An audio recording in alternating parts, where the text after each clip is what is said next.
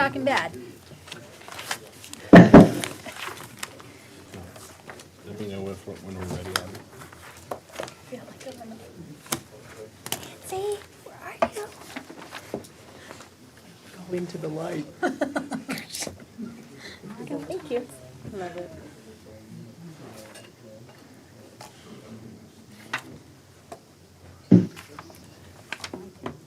You get to repeat that several times.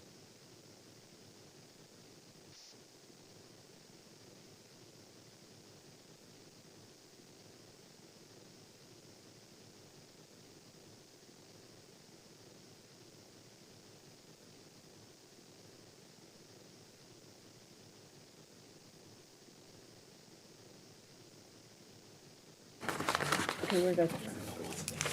Welcome, everybody, to the Westminster City Council session for October 2nd, 2023.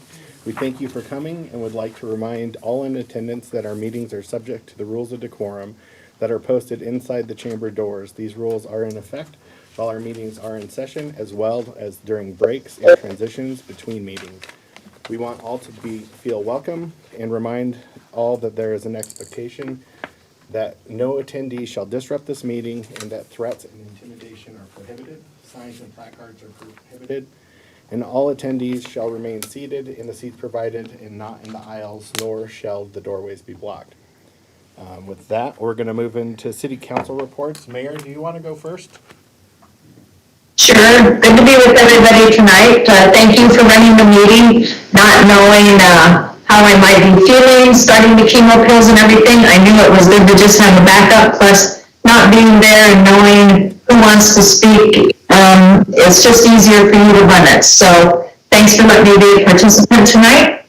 And my chemo pills are going terrific. I haven't felt better. Today we did a boat trip, so it's been great to be away. The one thing I really want to share, so that people can't say they didn't hear about it, is this way has put into effect, starting yesterday, the fines for weaving in and out of the I-25 HOV lanes, and there will be a $75 fine, and the first 3 weeks that were in their warning stage of September, 30,000 cars leaving. No wonder we have a crash corridor. So, starting yesterday, you'll get a $75 fine. If you don't pay within 20, it'll be $150. And the way they will collect is when you go to renew your license, you will pay then, or you won't get your license renewed on your cars. Great. Thank you. Councilor Azadi, do you want to go? Nope. Nothing? Councilor Seymour?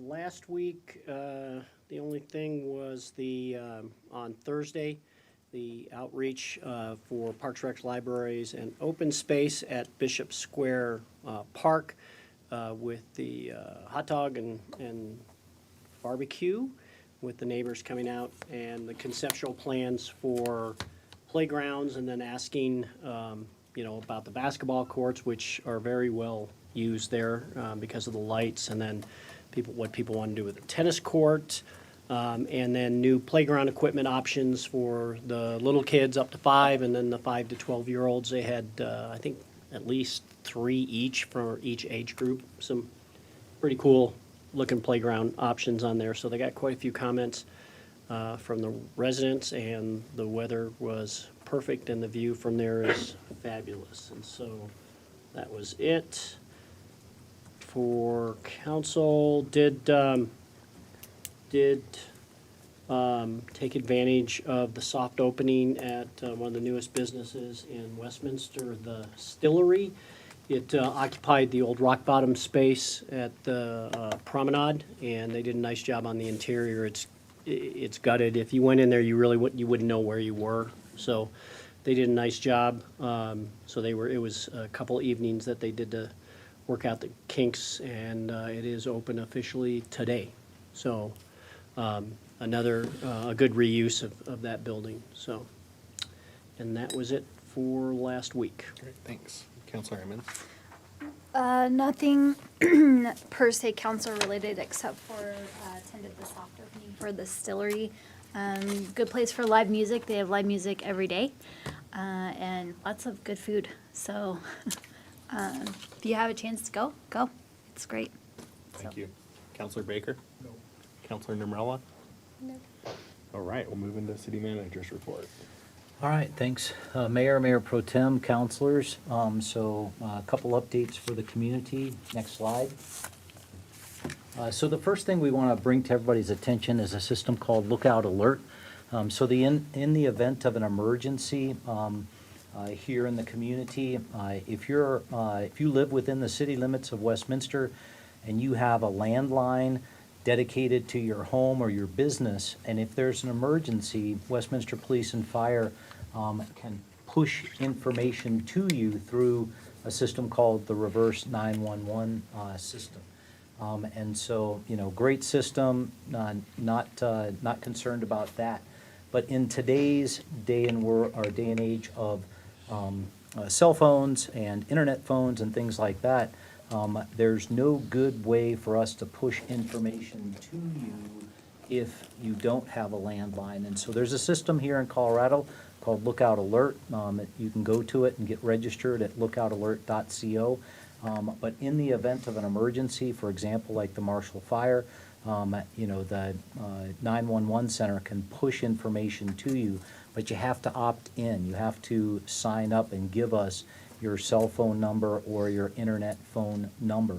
And so we encourage the community to do that. Our stats are not good right now. 16% of the community is currently registered for Lookout Alert, and we would encourage the community to sign up and opt in for that so that our 911 center, police and fire can push information to you if you have a cell phone or an internet phone number. If you do not have internet access, you need any assistance, we will always encourage folks to reach out to our communications center at 303-658-4360. But this is going to be a campaign that the city, sponsored by the fire department, will carry out this month. We'll see at the end of the month where our numbers are. Hopefully we're over 50%, but really want to encourage the community to opt into that service because, again, in the event of a Marshall Fire type situation, we can push information and notifications to you if you have a landline, but we can't do that to you unless you opt in through the cell network. And I'm by no means an expert, but this was something that Deputy Chief Burke, when he was speaking two meetings ago at Morning Rotary, spoke to this issue, encouraged them to help get the word out, and I would encourage counselors, certainly the city will work to get information out. But that's something important for the community. The other thing that I wanted to share with everybody is that we've been talking about the PRL vision plan, so that's Parks, Recreation, and Libraries. It's officially underway, so there's a community survey that's out there online. It's been open since August. We're going to schedule some community forums, focus groups. Those are going on Monday, October 9th and Tuesday, October 10th with some key community stakeholders. The other thing is there's a community-wide meeting plan for November 1st. Details will be shared as we get a little bit closer. But really this is for the community, a 10 to 20 year vision of where do we want our parks, recs, and library programs, facilities, systems to go towards. And so we are officially underway. Next slide. Some Westy wins. This is huge. So the 2040 Comprehensive Plan received an award. So this past week we received notification that the Colorado chapter of the American Planning Association awarded the city its General Planning Project Award for the recently adopted 2040 Comprehensive Plan. The plan was recognized not only for its overall content, but also the robust process that was laid out and adhered to and worked through as part of the review and adoption. And so some significant things here, it certainly looks at our past municipal planning, specifically looking at setting aside 40% of our land area for park and open spaces. It certainly looks at strategic actions that are needed to ensure the city thrives well into the future with a resilient water supply. and it plans for new technologies, changing patterns of employment, and also different portfolio of housing types to support home ownership. And so, great news story for something I know was a labor of love for the city council and the city staff over, I think the final number was 16 meetings. Is that fair? Yeah, I think 16 meetings, so long process. Next slide. Also, stormwater inlet art murals. If you look to the right, our partners and students over at Mountain Range High School, the art students there painted storm drain art murals. These were designed by the students at 3 different locations, and the photos are on the right there. Certainly brightens up the storm drains, but it encouraged the students and the residents to be environmental stewards. And certainly, you know, if we think about it, you know, our streets, our parking lots, they're all conveyors into our stormwater system, which is eventually into our streams and rivers. And so let's make sure we could take good care of them. So that was a nice improvement over there at the high school. And then down at Nature Park at Westminster Station, the nature playground there, if you look to the lower right, you'll see a photo there. But this past week, they put up a new mural, pretty cool, and it was part of Arts Week, but students from Westminster Public Schools painted the mural. And so a nice improvement down there. I got a chance to see it late last week. Beautiful, nice addition to the park. And so the art students worked in partnership with local artist Grow Love, whose design aims to honor Colorado's colorful sunsets. And when you see the mural, you'll appreciate the colorful sunset. Next slide. Some things to know, this Thursday, open house for the Westminster Boulevard drinking water facility. That goes from 6 to 8 p.m. and it's at City Park Rec Center. And this is really part of the environmental study that has to take place as part of that project as it moves forward. So, you know, a big opportunity for the community to engage, but specifically for the environmental assessment. Artifacts Pop-Up Museum opening event, that's Saturday, October 7th, 11 a.m. to 1 p.m. The museum will be open until 4 p.m., but the opening event goes for those initial 2 hours, and that's in downtown Westminster. And then the museum, just for the community's information, will continue to stay open from October 7th to the end of the month. Wednesday through Friday, their hours are 4 to 7 p.m., Saturdays 11 to 4, Sundays 11 to 4, and they are closed, don't know why, but on October 21st. Lastly, City Council meeting, the next one is October 9th, 6:30 p.m. here in Council Chambers. Next slide. 2 information-only items tonight. So as part of our annual requirements associated with the budget, there's a Westminster Municipal Code requirement that establishes regular annual increases to water and sewer tap fees. And so that information memo is in the packet tonight.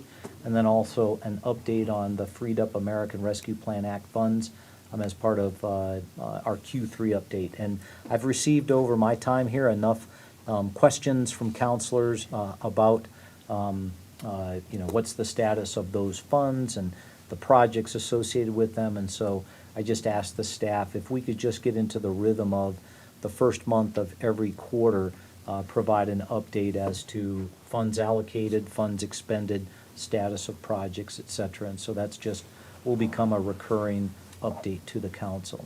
Next slide. And then, as always, to the community, certainly, we want to make sure that people understand we're accessible, responsive, transparent, accountable. Please reach out to contact us. We want to hear from you. We want to talk to you. We want to get your input, feedback, concerns, questions, complaints, you name it, all the above. If you want to give me a call, you can do that. My number's on the screen, 303-658-2006. You can email me directly at mfreitag@westminsterco.gov.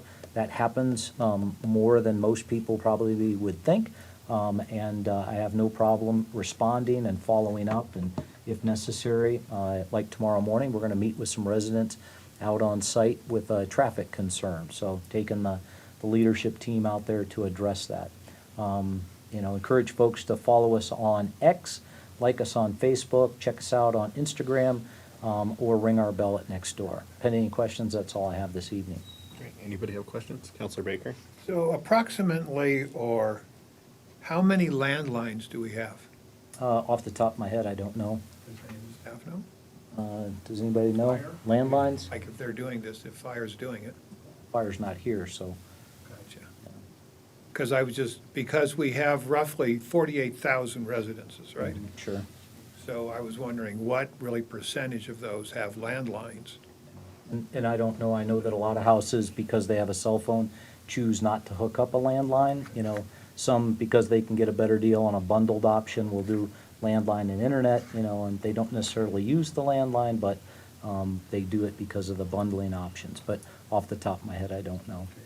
And the really Artifacts Museum is at the new downtown, correct? Yes, And they're using one of the unoccupied spaces right now? correct, yes. Okay, do we know where, like, the food court stands? Yes, we actually, the owner of that building has a letter of intent with a restaurateur or group to bring a project forward. I don't have any other details. Mr. Andrews, do you have any other details Yeah, if on you the go- market space? If you go to the site today and look through the windows, you'll see a lot of progress on the tenant improvements. So the work is well underway. We can follow up, though, and give you an update on the timeline. There is a timeline for delivery of that, Counselor. And so we can send that to City Council after this meeting. But I do think it's a good news story, because that had been kind of in a quasi limbo hold status, and the owner of the building was able to get that thing moving forward with a letter of intent. And so, you know, as Mr. Andrews pointed out, you know, the finishing touches are being done as we speak. Very good, thank you. Yeah. Anyone else? Quick question for me. On the 911 app alert system, so you had mentioned 16% was what we have today, and you'll probably have to follow up with what I'm looking for. I'm curious, like, what the average they see in a city of our size is, Sure.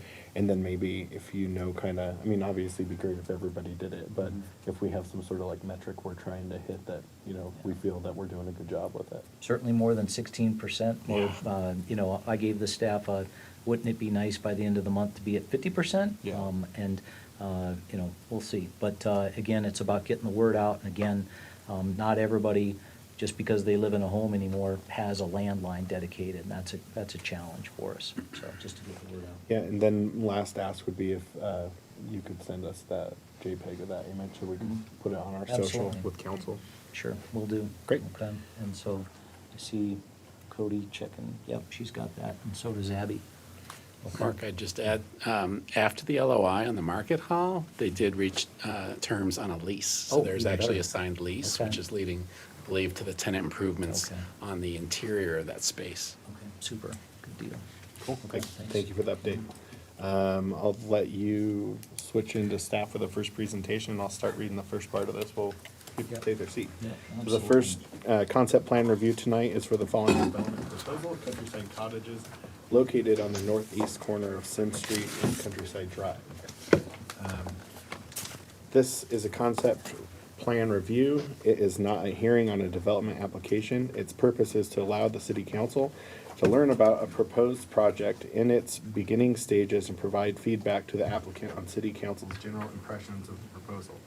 In accordance with the Westminster Municipal Code, concept plan reviews occur after city staff complete the pre-application review for a proposed project. But before staff perform a technical review for the project, technical review, which involves an official application for an ODP, PDP, or amendment to thereto, will occur only if the applicant chooses to move the project forward after its concept plan review. As part of the review process tonight, city staff will provide a brief introduction, then the applicant or its representative will present an overview of the applicant's development proposal. City council may then ask questions of the applicant and provide applicant feedback on the proposal. City council comments are proposed to be gratuitous in nature and are not binding on the city council, the planning commission, city staff, or the applicant. So with that, I'll turn it over to you, Mr. McConnell. Thank you. And good evening, Mayor, Mayor Pro Tem, and City Council. John McConnell, Interim Planning Manager, here to present tonight's concept plan review for the Countryside Cottages. The project is located at the northeast corner of Sims Street and Countryside Drive in the Countryside Filing 7 subdivision. The property is 2.8 acres and was zoned PUD as part of the original Countryside Preliminary Development Plan and subdivision. It is designated as residential low density in the 2040 Comprehensive Plan. The proposed development includes 12 single-family detached two-story dwelling units. The PDP amendment proposes to change the land use of the 2.8 acre lot from the semi-public use shown on the 1993 PDP amendment to single-family detached residential in compliance with the comprehensive plan. The applicant provided this site plan that is shown on the slide with their pre-application submittal. You can see the 12 proposed units with a private alley, rear access, and common area. Here you can see the single-family detached architectural renderings that were provided with the pre-application submittal. Notice was provided for this concept plan review tonight. The applicant posted 3 signs on the property and mailed over 401 notice letters. The notice was also posted in the Westminster window. All required notifications took place on or before September 21st.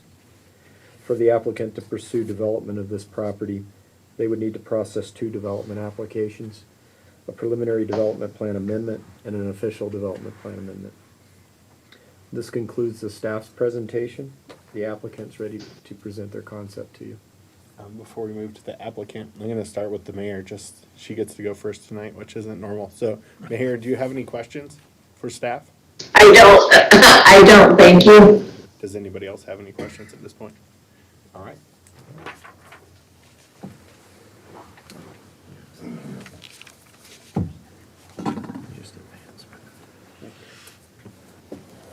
Good evening, City Council and Ms. Mayor, wherever you are.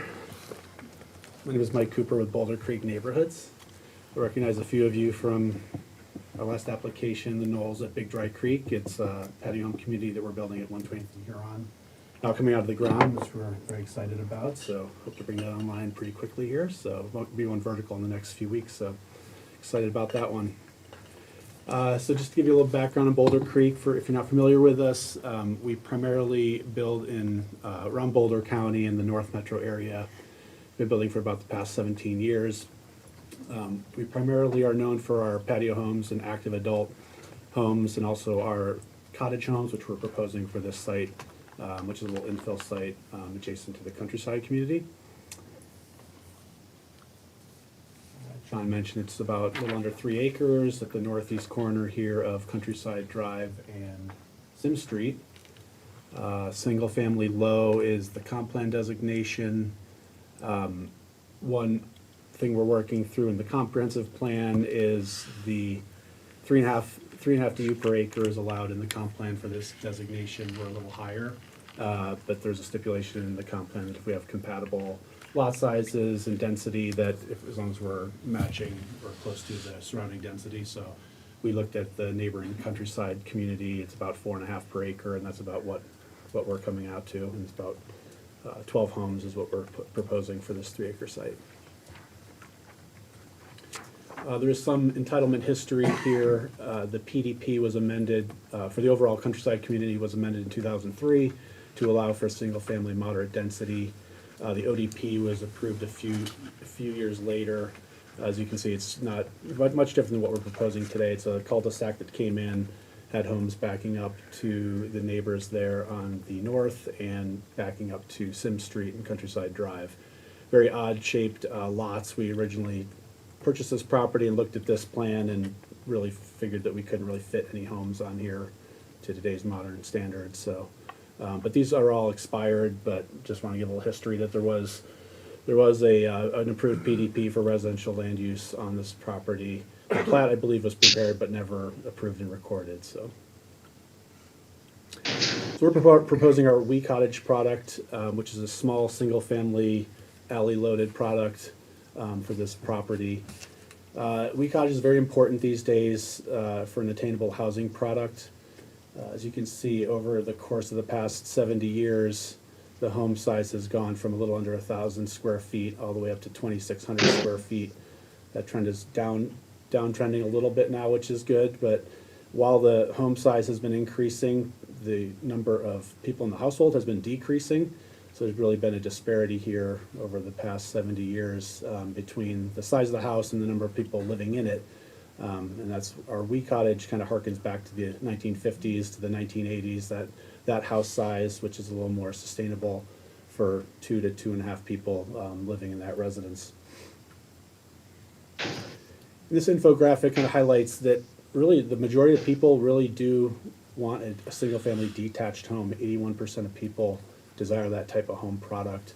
Yet, about half of those buyers feel concerned about qualifying for a mortgage, and they also put less than 20% down in their purchase. So really important. That's why we always try to keep this product. We do attach them sometimes, but people really do value the detached nature of kind of a lock and leave detached home. So I want to give a little history of this product and how it evolved. And it really has evolved over the past 7, 8, 9 years. We first built this in the mid-2000s, about 2015 or 16.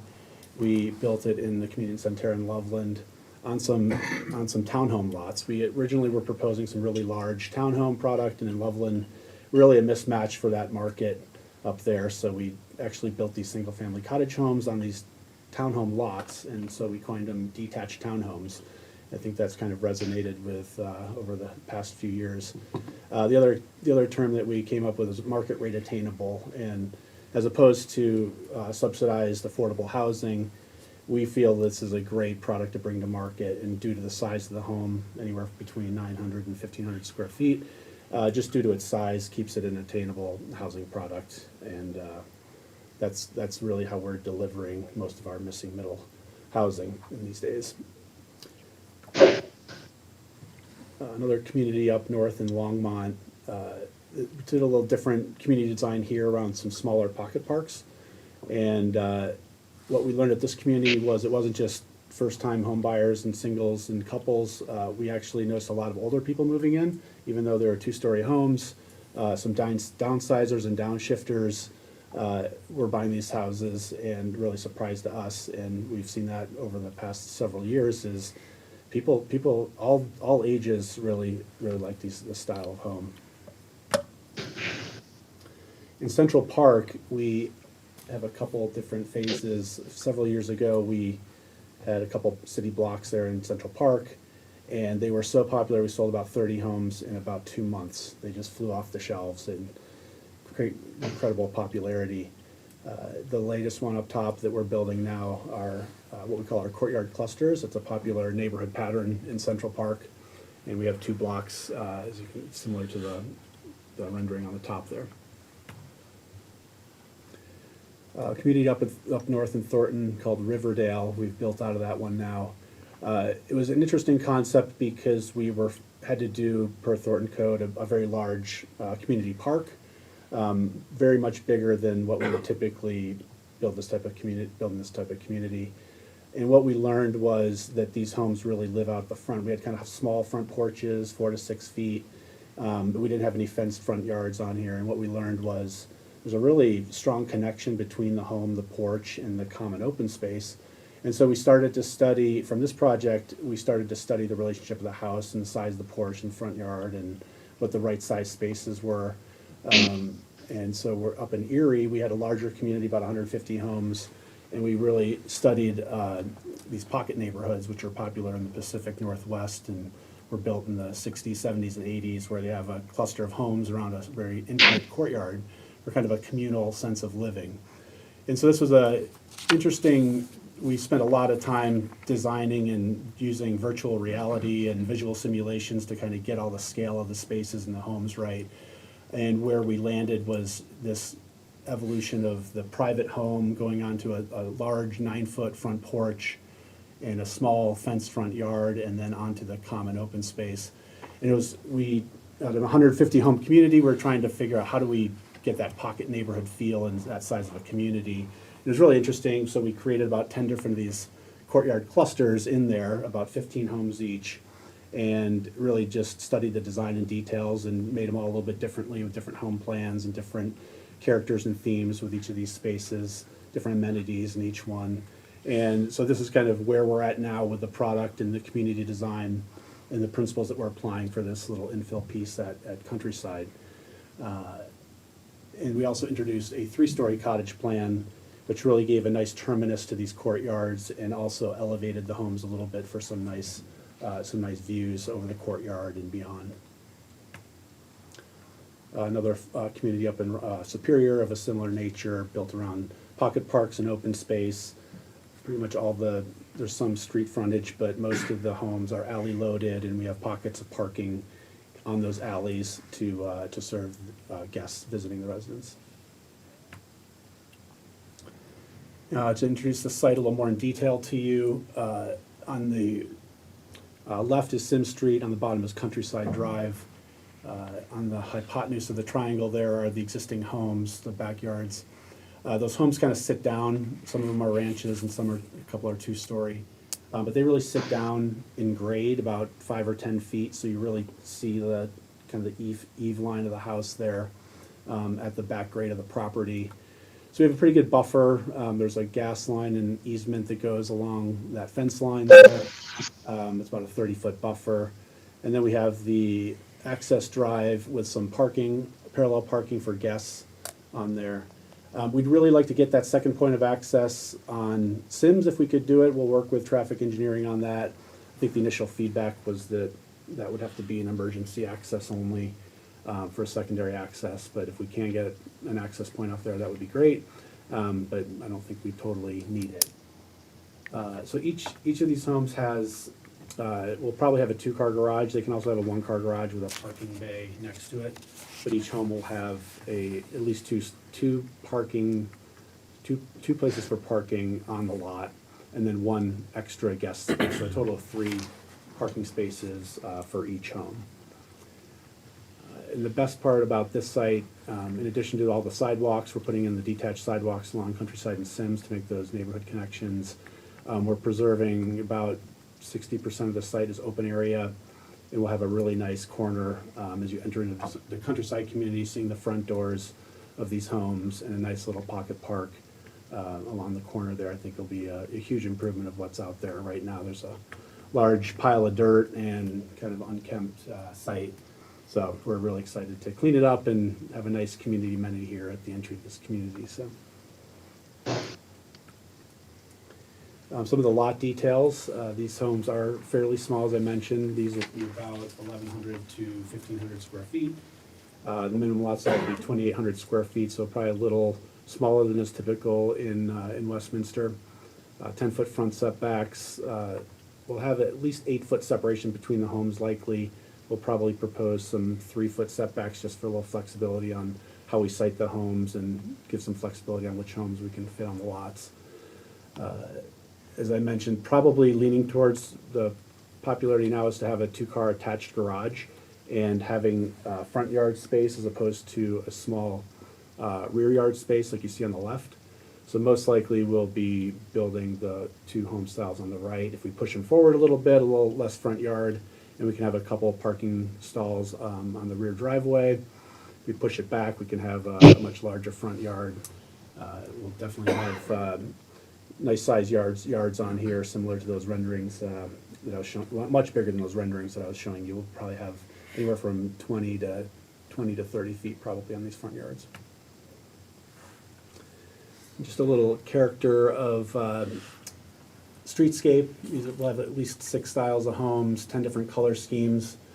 There's a couple, 2 or 3 different home plans, but they're not terribly different. But how we differentiate the style is by the styles and the colors. As you can see, we can create a lot of variety, just changing the roofs and the porches and the windows, and create a really nice streetscape. All the homes will have front porches along the whole width of the front of the house, 6 to 9 foot in depth. And these are depicting the two-story homes, which are about 25 feet in height. As I mentioned, we hope to propose a few, like maybe 4 3-story homes, and how we do that is we ramp them up, we keep 2 stories on the ends and kind of build it up to a 3-story in the middle.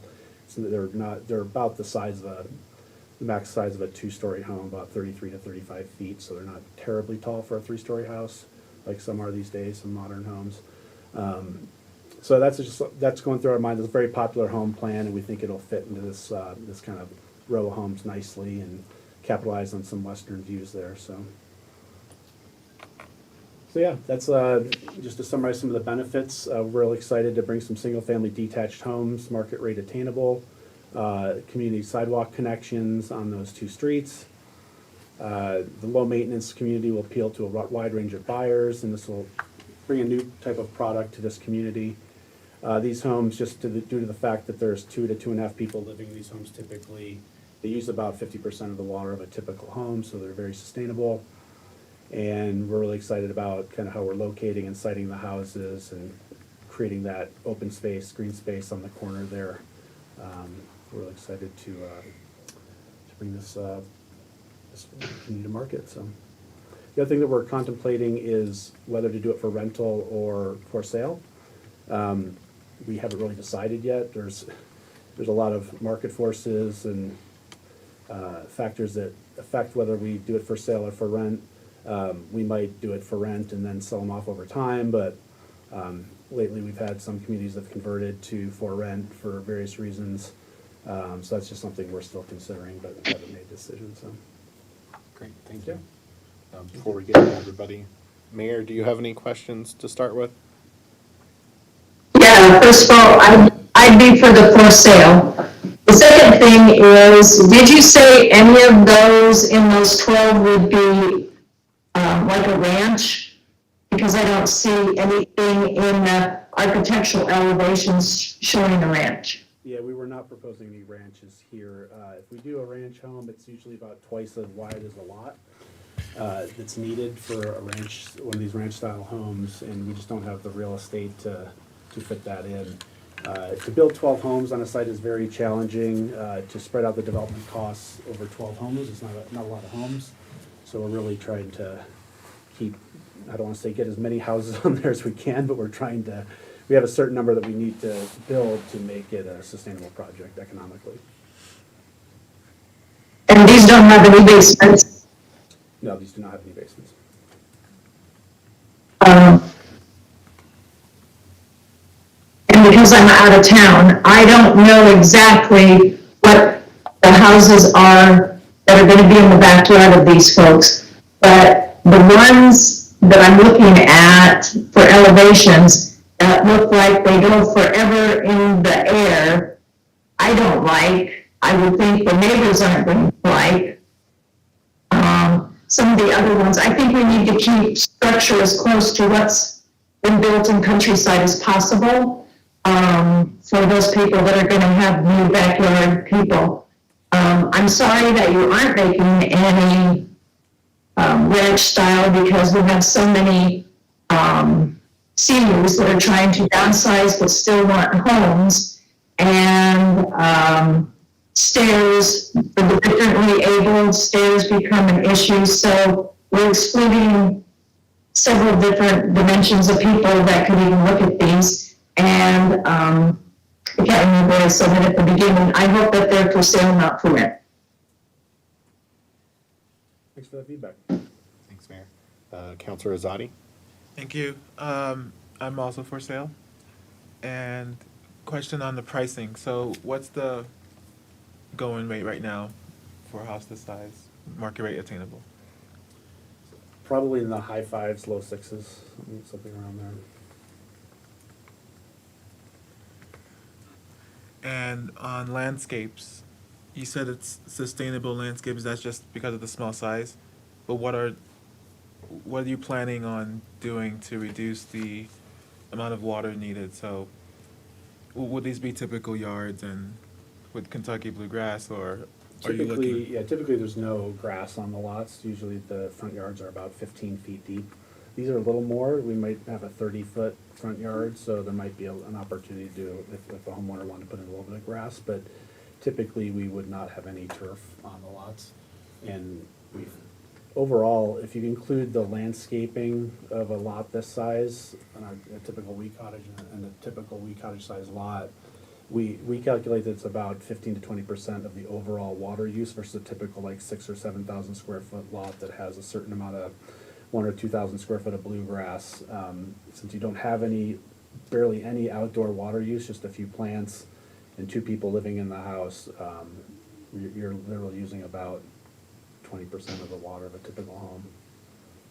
So I haven't really looked at that if we would restrict people from doing grass out there. We haven't really gotten into that detail. But. I'm concerned about the pricing. 500,000-600,000 is not really attainable, in my opinion, at that size of a house. Well, it's a smaller home, but what's the average right now in Westminster? What's the average of the market? 658. Or that's the median, sorry, That's the median. median. All right, thank you. I think a lot of the homes in countryside are in the low to mid fives is the market rate. I think those homes are typically, at least around this area, are Probably over there. They're about Those are 15, smaller, to 16 the square north, feet. those are smaller homes than other parts of countryside. right. Yeah, the ones in this context here. Counselor Seymour? Thank you. I too push for sale. And I know you, in order to vary the lot sizes, I prefer that middle reference where it's pushed forward a little bit, so we have a 2-car garage plus parking there. Yeah. We can't have, there's no place over there to spill out. There's no parking anywhere, so I did, notice the parallel parking along there too, but that way it can be contained within that one unit, so Yeah. just a preference. Yeah. Fine. Thank you. Councilmember Bala? I think it's a good infill opportunity, and I just, one question I would have is, it's a really small group of homes, so I'm assuming it would have, if it is for sale, a small HOA that would be running Yeah. it, and just, do you think that's pretty tenable for the amount of open It's space? challenging. We have another little pocket neighborhood we're doing in Boulder, and we're a little further along on that. And yeah, we're very conscious of the common area and if it's bluegrass or not, and how many plants we're doing. And it's challenging. So we're gonna have to be very mindful of how we design the open space and by more naturalistic design than a manicured park. But we'll, as you well know, you can have a perfectly aesthetically pleasing naturalistic design as opposed to just, a manicured bluegrass park area. So you have to be very mindful of that. And Westminster has a lot of landscape requirements in terms of plant materials and stuff and trees, but that doesn't necessarily use a ton of water and maintenance. So it depends on how it's designed. So And the alley as well would not be yeah, the alley. private? I think Westminster does public or private alleys. I'm pretty sure, as I recall. So they would also be responsible for? Yeah, which is pretty typical. I mean, usually it's a public street, and then the alley is usually. Yeah, it's just a HOA lot maintained. for Yeah. those little. Yeah. Okay, and then just the site plan, it would be great if we did have another access onto Sims, if it's just a right out. I would be all for as much access as we could get. We'll do that. Okay, that was my only. Counselor Baker? Yeah, thanks for coming in, thanks for sharing this with us. So how many exceptions to our current rules would you be asking for? I see quite a few here. I don't know if I've quantified that totally. John, do you have a handle on exactly how many? We won't really know until we get into technical review, but we do anticipate, as you've identified, there probably will be some exceptions.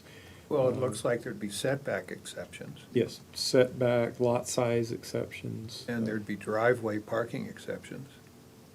Parking exceptions, yes. Because, I mean, aren't the standard rules for a single-family home 2 in the garage and 2 in the driveway? That's correct.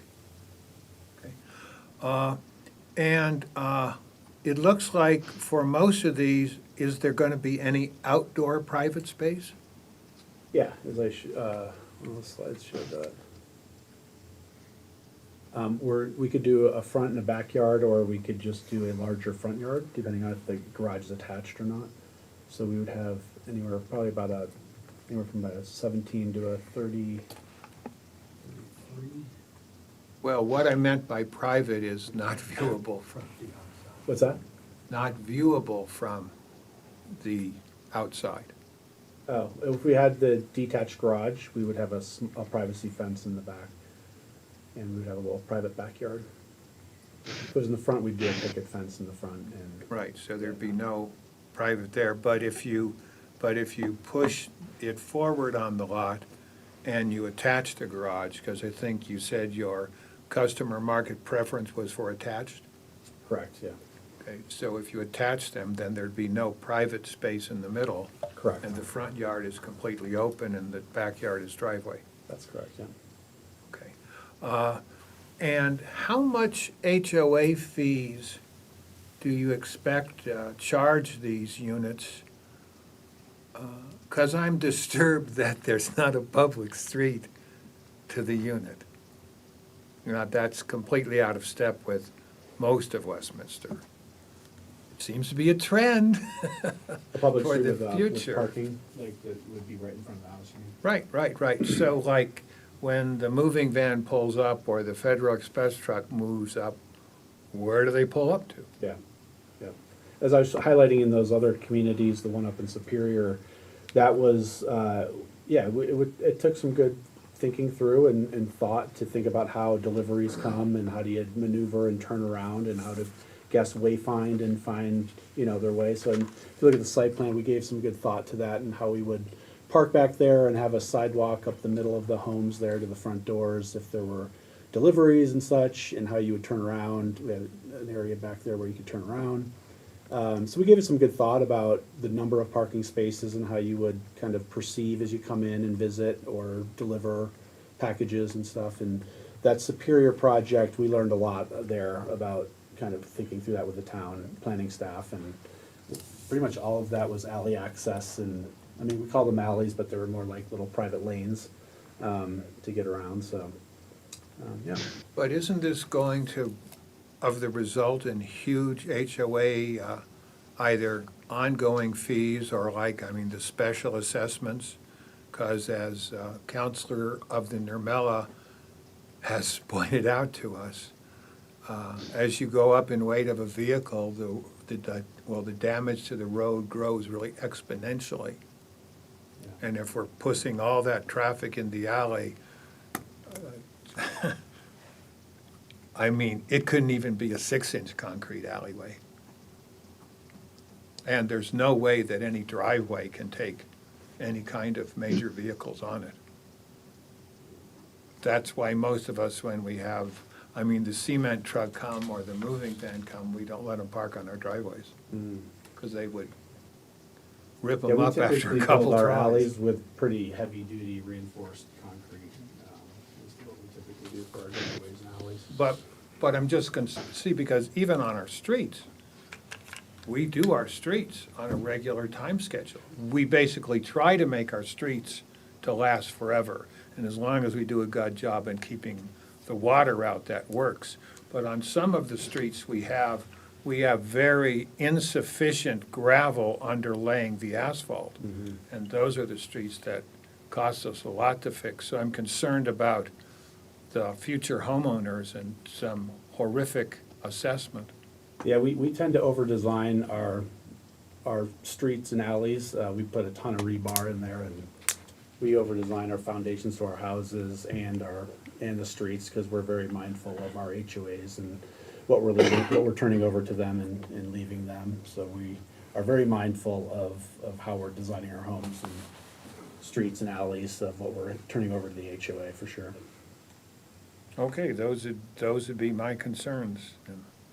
And you haven't decided on really what the common area, because you said something like 60% of this project is really common area, Yeah, and you haven't decided how they would be landscaped and finished. not at this point, no. I mean, this is this is our first step in the process. We haven't spoken to the neighbors yet, and I was torn between, do I go to the neighbors first and then come to city council? And I thought it was more appropriate just to present it to you, and then we will reach out to the neighbors and get feedback from them. And On the old residential, when it existed, which was what, 30 years ago? It had actually a public street there where the more really traditional, Yeah, the what the rest of cul-de-sac the that came neighborhood in, yeah. has. Then it became something I didn't understand. What did it become? Nothing was Public-private ever- use or something like that? Nothing ever was constructed on the No, site. no, but I mean, what was it envisioned to become? Because obviously, they moved away from the residential use to some other use envisioned. What was the envisioned use? Oh, I mean, nothing. It's just the approvals, the ODP, the residential, it just expired.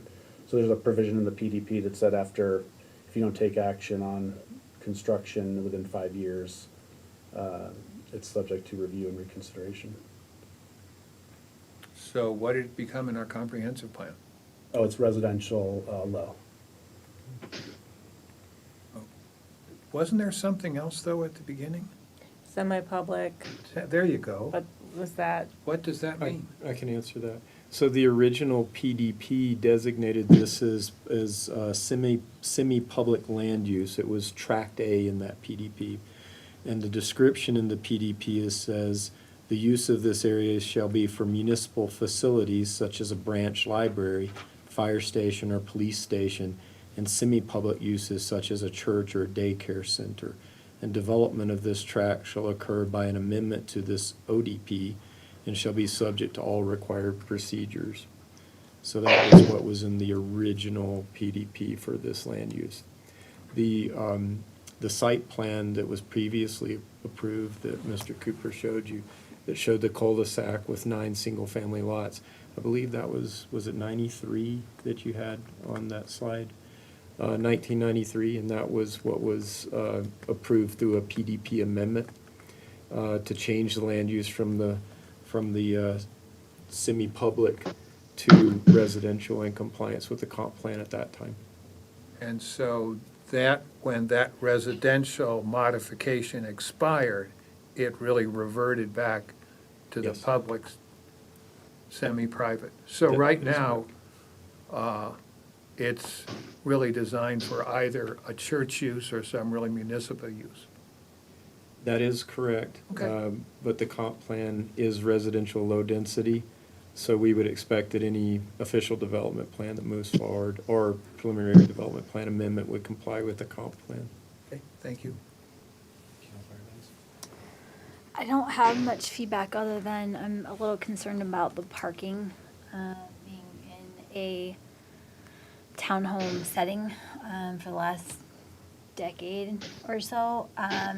Parking can be an issue, and so with not, having at least public parking in a vicinity of the complex, that's concerning, and only having one guest space. I mean, if you have 2 working adults and a child, there goes your guest space. There goes your guest space. So, I would say that that would probably be my only concern. I know that the HOA, there's a concern with the number of units there. My previous townhome, it was on a private, the whole complex was private, so we all had to pay into paving the roads. So, and there was special assessment. It's just a product of living in a townhome. And so, the only concern is the number that it's spread out over. That's So, exactly right. I mean, yeah. typically, the alleys aren't part of the HOA, but if you have 150 homes or 100 homes, it's just all of the common area and the alleys get spread out over more houses. It does get more challenging the smaller that you go, but the alternative is, just not building them. I mean, I don't see that as a viable alternative, is limiting the supply of homes. in today's world, I don't think makes any sense. So we do our best to keep the cost down and design it properly and have good water use and, you know, landscaping that doesn't require a lot of maintenance and stuff like that, so. I have no other feedback other than the parking's a little concern, so. For me, one question I have for you, because you did sound like your original plan probably leans towards rent in some of your previous experience. Do you have any idea, like, if you went the rental route, what kind of monthly rent you're talking about these units probably costing, or you have any idea of that? I couldn't even speculate. Maybe the mid to high twos, something like that, probably.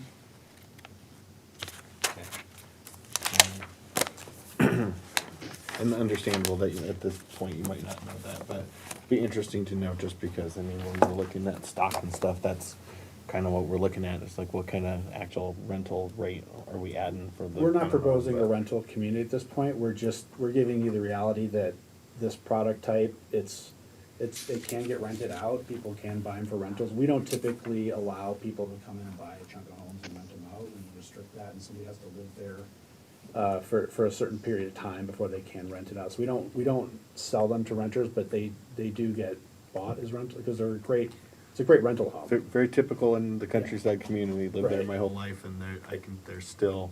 I would say over the last decade, it's changed a lot, just because I think a lot of folks who held on to rental property for a long time have decided that was their time to exit that business. But one of the other things, so thinking about this neighborhood to the north, because you had made a comment that these are a little less square footage than typical, but I'm just trying to remember this community, that's not that much different of a square foot, because those are some of the smaller homes in Countryside, I don't have notes on the square footage of the houses. You can see the footprints, and I believe they're mostly single-story or split. there's some ranches over there too, I think. Yeah, my research is they're about 14 to 1,700 square feet. It's not too much different. I would echo about the parking. Probably don't have as much. I mean, and when I look at this and it only being 12 units, I mean, it's kind of like going into a small patio community or home. If it was a much bigger development, it might be different. But if there are, I mean, my preference would be if there are opportunities around the edges, especially if you get that out on Sims, that maybe you add additional guest parking Yeah. where you can without sacrificing too much of the green space. But, our area has a ton of open space. There's a park just a block down from there.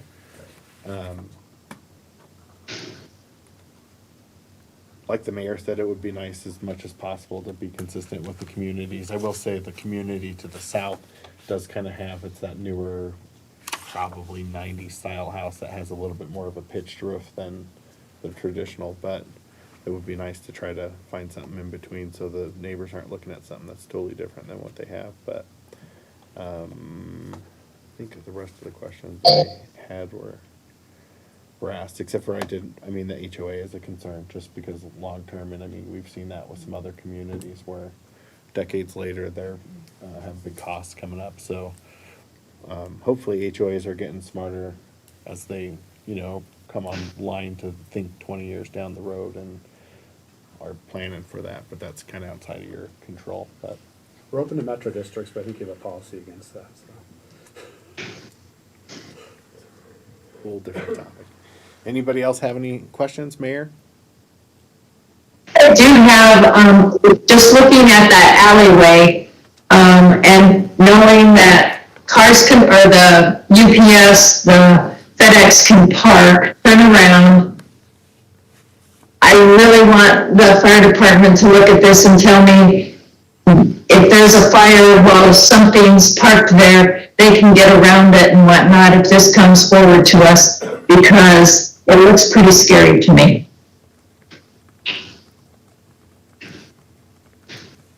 Anybody else? Thank you for the presentation. Thank you. With that, as stated at the outset of this concept plan review, council comments are gratuitous and do not bind or obligate the applicant, city staff, planning commission, or city council to any course of action or future decision. Thank you. Thank you. So next, we have the second concept plan review tonight is for the following development proposal: U-Haul moving and storage located at the southeast corner of West 136th Avenue and Huron Street. This is a concept plan review. It is not a hearing on a development application. Its purpose is to allow the city council to learn about a proposed project in its beginning stages and provide feedback to applicant on city council's general impression of proposal. In accordance with Westminster Municipal Code, concept plan reviews occur after city staff complete the pre-application review for a proposed project, but before staff perform a technical review for the project. Technical review, which involves an official application for ODP, PDP, and amendment thereto, which will occur only if the applicant chooses to move a project forward after its concept plan review. As part of our review process tonight, city staff will provide a brief introduction, and then the applicant or its representative will present an overview of the applicant's development proposal. The city council may then ask questions of the applicant and provide the applicant feedback on the proposal. City council comments on the proposal are gratuitous in nature. They're not binding on the city council, the planning commission, city staff, or applicant. And with that, I'll turn it back over to you. Thank you. John McConnell again, interim planning manager, and I'll facilitate the concept plan review for the U-Haul moving and storage concept. The project is located at the southeast corner of West 136th Avenue and Huron Street in the Interchange Business Center subdivision, filing number 1. The applicant is proposing to develop approximately 8.5 acres on the southern end of Lot 7. The property was zoned PUD in 2005 as a part of the original Interchange Business Center preliminary development plan and subdivision. The southern portion of the property is designated service commercial in the 2040 comprehensive plan, and the balance of the site is designated as commercial, moving northward to 136. The PDP amendment proposes to add auto-oriented uses and self-storage to the list of allowable uses on the 8.5 acre lot. This could enable the development of a 3-story self-storage building, a 1-story container storage building, U-Haul truck and trailer sharing, and related retail sales. The site plan was provided along with the applicant's pre-application submittal. You can see the primary access point off of Orchard Parkway on the east side of the property, the location of the 3-story building on the north side, and the 1-story building along the southern edge, and a large private open space area with a public drainage and access easement located to the west side of the lot. Now, keep in mind this illustration, north would be to the north. Never mind, I thought it was altered, never mind.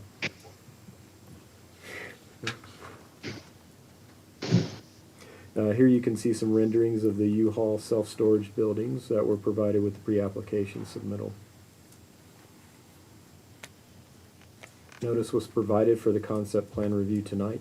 The applicant posted 2 signs on the properties and mailed over 600 notice letters. The notice was also posted in the Westminster window. All required notifications took place on or before September 21st, 2023. For the applicant to pursue development of this property, they would need to process 2 development applications, a preliminary development plan amendment and an official development plan. This concludes the staff introduction and overview, and the applicant is present and ready to provide you with their concept plan. Great. Before we go to the applicant, Mayor, do you have any questions for staff? I don't. Anybody else? All right, thank you.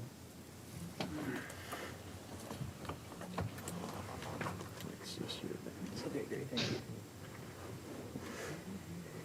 you. Good evening, everyone. Hope you're doing great. Thank you, John, for the intro.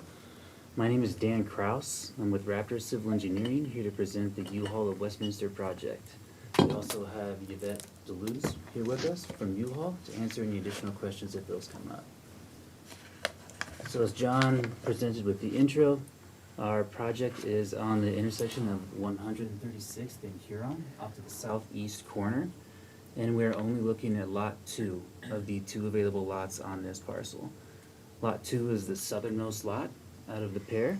And as John also mentioned, our access is planned to come from Orchard Parkway.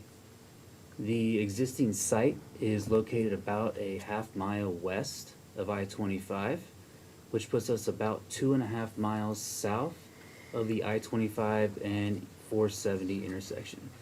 So we've got incredible access to the site for vehicles as well as additional development, existing development.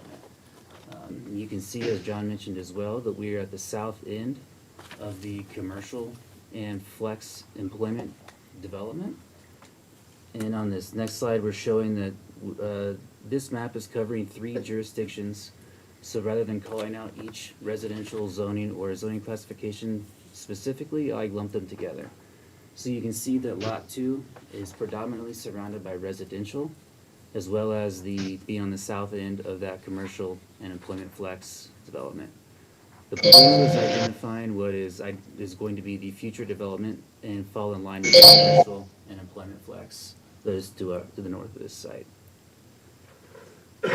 The site plan you can see on the left is showing our access from Orchard Parkway with the truck and equipment rentals and self-storage building to the north, the box storage building to the south, then we'll have a canopy in the middle of the site that'll be used for staging.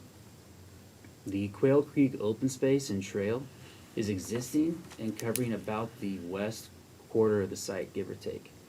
And that is also to remain. That has been dedicated to the city, and so we are not going to be proposing anything in that part of the project. Our detention pond is located on the southwest corner of the buildable portion of this site with intention to outfall into Quail Creek. On the right image, you'll see that we are identifying our primary uses versus our secondary use as called in the service commercial from the 2040 comp plan. The primary use is identified as the truck and equipment rental in red, and the secondary use is identified as box and self-storage in green. So you can see that the primary use is obtaining more than 75% of the site, where the secondary use is less than 25% of the site per the comp plan requirements. As John also shared, these are a few examples of what the U-Haul facilities have looked like across the country, as well as a few of these within Colorado. The elevations are still in the design process, but we were just trying to show that we do have flexibility here to work with Westminster to get what you guys would like to see in your community. I think everybody's pretty familiar with U-Haul as a business, but I think that we wanted to show a few things that you might not be as aware of. Security is obviously very important. State-of-the-art security is what helps U-Haul stay in business. But sustainability is a bigger piece of the company than I think most people would like to know. They have a number of existing facilities as well as programs in place that range from materials used in the moving process, as well as identifying how each one of their trucks and equipment is saving uses, whether it's fuel or whether it's trips, and how we can all work together to provide a positive impact. A final piece is just the benefits to Westminster as well. Having these facilities in highly trafficked areas next to residential areas allows people the opportunity to use this facility with reduced trips, and will also help promote growth in a way that people can move into different parts of the town, whether they may or may not have enough room for what their lifestyle is asking for. So with that, we'd like to turn it over to any questions. Great, thank you. Mayor, do you have any questions to start? Not at this time. Councilor Nermella? I'm really disappointed to see this use. I would definitely vote no on this with the way that it's presented. I don't think it's appropriate for this area. It's a 3-story storage and truck facility on a key commercial site. I do not agree that it brings any benefit to the community, neither in promoting growth or in property values. And the architecture is pretty hideous. In any of the examples that you showed, we have a higher standard here in Westminster if you drive around. So it's just overall very disappointing for what's proposed here. I do not think it is complementary even to the development directly across the street, which does have some service uses, but they're well-designed. They are not overtaken by pavement. I can imagine the lighting on this property, due to the great security, would be very intrusive, particularly, to the development adjacent to it, and especially the housing across the way. I do not think it's appropriate. Counselor Baker? How many, exceptions to the current rules would you be asking for? Obviously, you're changing it to allow automotive uses. I'm not aware of any right now. I think that's something that we would be working with after this on the next step. But I do think that it does fit within the 2040 comp plan, and that's really what we were focusing on with this proposal. And the city has an easement on that west part of it, and I assume the city's supposed to take care of that? I'm not entirely positive, again, how the long-term maintenance would work, but we will not be impacting that part of the site. That will remain as is today. Okay, it's pretty bad today.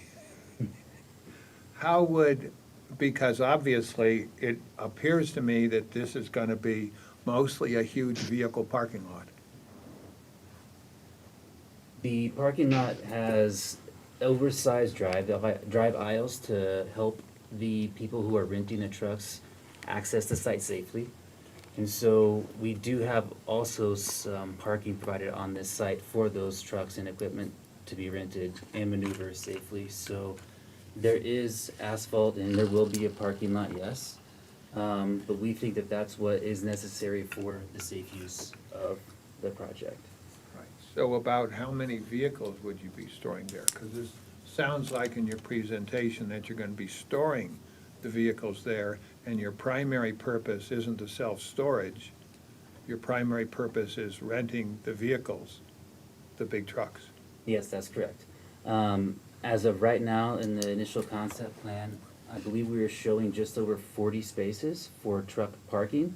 That would also be equipment parking, as well as the shunting lanes where we have the trucks in queue, so that we can get them pushed out to the customers. So maybe, Yvette, if there's anything else to add to that, I think we are probably. Yeah.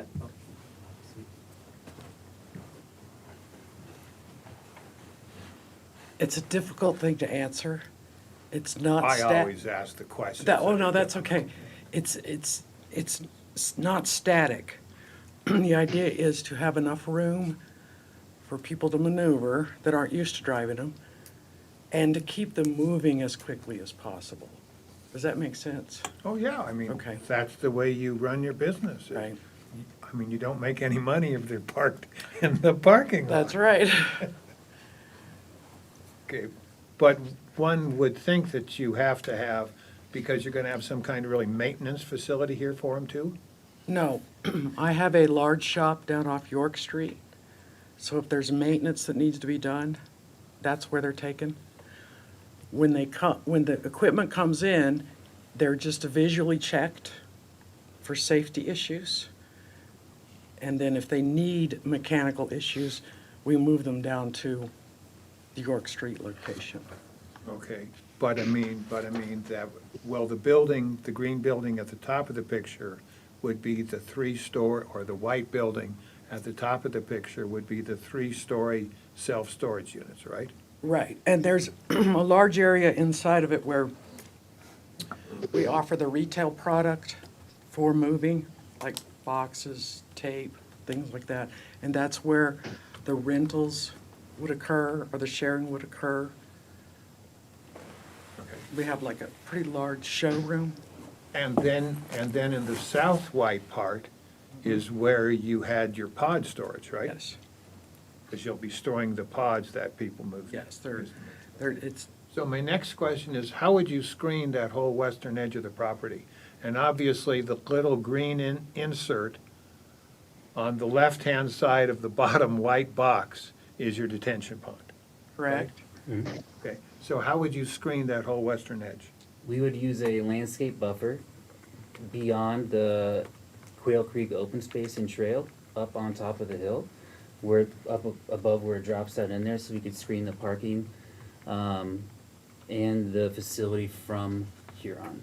Okay, and what kind of the materials would you be using, and how tall would they be? We'd be using what was required by code, so it's probably going to be a fence, I would assume, as well as a landscape buffer. I have not researched the code requirements, but we would meet your guys' expectations. And most trucks are like 10 foot tall? Okay. Those are my questions. Thank you. Anyone else?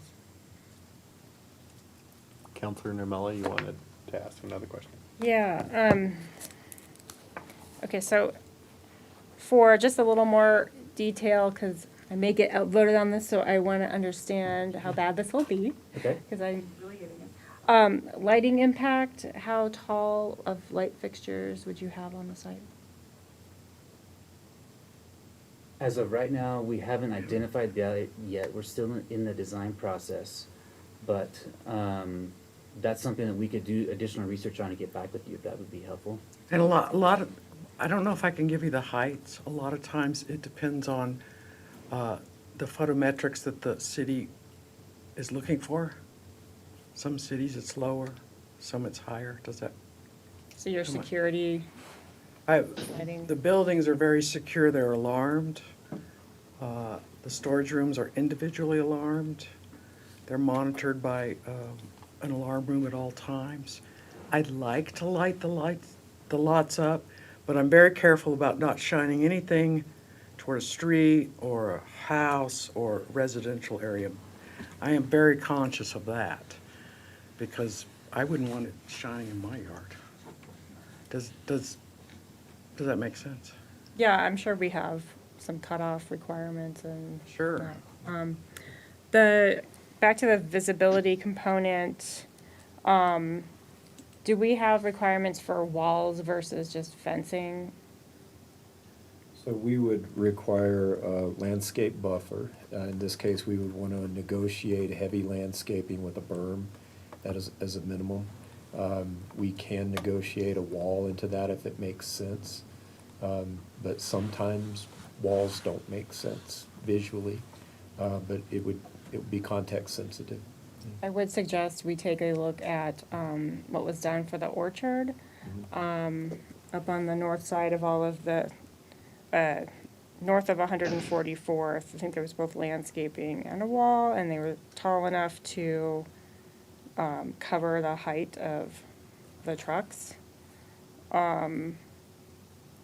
And what is the existing height limit for this area? Because 3 stories seems I rather think high. there is a height limit in the PDP, but I don't have that in front of me.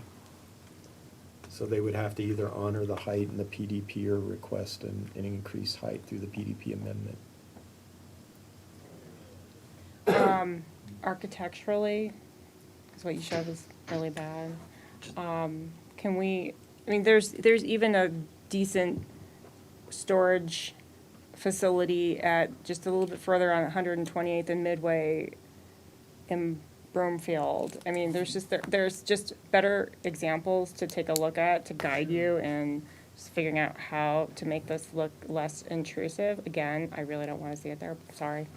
I know. I just don't think it's the best use of this property. But anyway, thank you. Anybody else? I'm kind of torn, just because it feels like you're meeting it halfway. It is in the meeting the comp plan with retail use and auto-oriented services. So with equipment rentals as the primary use, secondary use, obviously, we're looking for that variance, or looking for that change. So having a spot right off of an interstate is important for any storage facility, just because it does reduce traffic to and from a storage facility. So where it's located, I mean, makes sense. Other than that, I don't really have much feedback other than I'd like to see more details on how we're designing it. My only concern is, because I ride that trail a lot, is protection of that trail. So that's important. That is a significant grade differential down in there. It's like riding through a canyon. And so that's where that detention pond is critical, with all that impervious on there in order to filter down through there. It's just, it's cattails and natural grass now, so it's fine. Okay. So that's our problem, but, yeah. My only feedback is kind of similar. It's just I'd be curious to see what, the actual design is, and that I know staff does a good job of making sure that it meets the surrounding area, so it doesn't look like it really sticks out. Because I guess that would probably be the biggest concern I would think that people would come up with. So aside from that, I don't have any other feedback, and we thank you for coming and presenting. Sounds great, thank you very much. Mayor Pro Tem? Yeah, go ahead, Mayor. Before he leaves, where's the next closest U-Haul? I know with all the apartments we have up there, I've heard people have to really drive quite a ways to be able to find U-Haul in order to get moved in, move out, whatever they're doing. So can you tell us where the closest one is, or how far away the next one is from us? Closest corporate one I have is in Loveland, and then I have one in Thornton, and then a very small one in Westminster at Federal. Does that make sense? I think so. But the small dealerships, I'd have to look it up. I think it's a question of scale. Are we talking about something this big, or one of the smaller dealerships? I'm familiar with one in Broomfield at 120th, and I want to say near Bradburn. Those are those small ones where you pick up the truck and drop it off. Right. But I think the mayor may The be question asking is about something that this size. Or I think, I think it's just, what other storage facility? yeah, I think and correct me if I'm wrong, Mayor, it's more about access, because we do have a lot of people who would need that sort of resource in that part of town with all those apartments. So just, I think it's getting towards the potential need of it. Is that right, Mayor? Yes. That's also, we can do additional research on that as well and provide that. That would be good to get. Okay. Mayor Pro Tem? Go ahead, Councilor Baker. Yeah, and this is more for staff. What is the lot just on the west side of Huron in really Vision 4? It is like the pumpkin patch now. a lot on the west side. Medical offices, auto service. So that's correct. On the west side of Huron, you've got a development On the that west has. side of Huron, but south of the Firestone. It's a small lot in the I corner. think that's unincorporated Adams County. I'll have to look at a map and see. Thank you. All right, well, thank you. As stated at the outset of this concept plan review, council comments are gratuitous and do not bind or obligate the applicant, city staff, or planning commission, or city council to any course of action or further decision. So, no way. We, with that, Thank you will so much. take a 5-minute break. Smoke 'em if you got 'em. No way he was gonna say. He knew. You're feisty.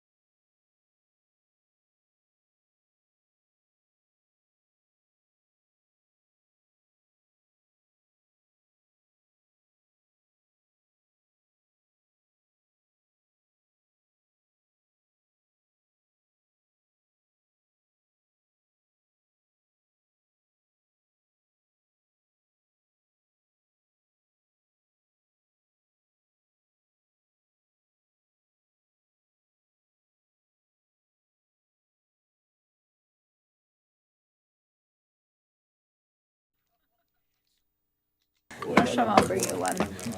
They're getting their slides ready, so Okay, back to my jacket. as soon as it looks like it's I need your blanket. Actually, I might as well start reading my novel here. There you go. So, the third concept plan review tonight is, actually, I should check real quick. Mayor, are you back with us? Yes. All right. So the third concept plan review tonight is for the following development proposal: Foster property located at the northeast corner of West 136th Avenue and Huron Street. This is a concept plan review. It is not a hearing on the development application. Its purpose is to allow the city council to learn about a proposed project in its beginning stages and provide feedback to the applicant on the city council's general impressions of the proposal.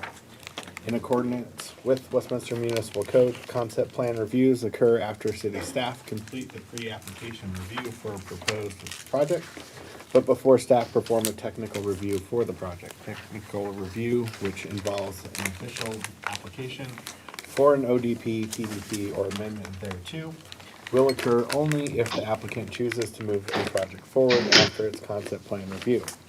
As part of our review process tonight, city staff will provide a brief introduction, and then the applicant or its representative will present an overview of the applicant's development proposal. City council may then ask questions of the applicant and provide applicant feedback on the proposal.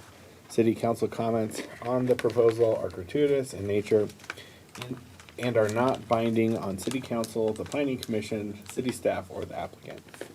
So I'll turn it over to you.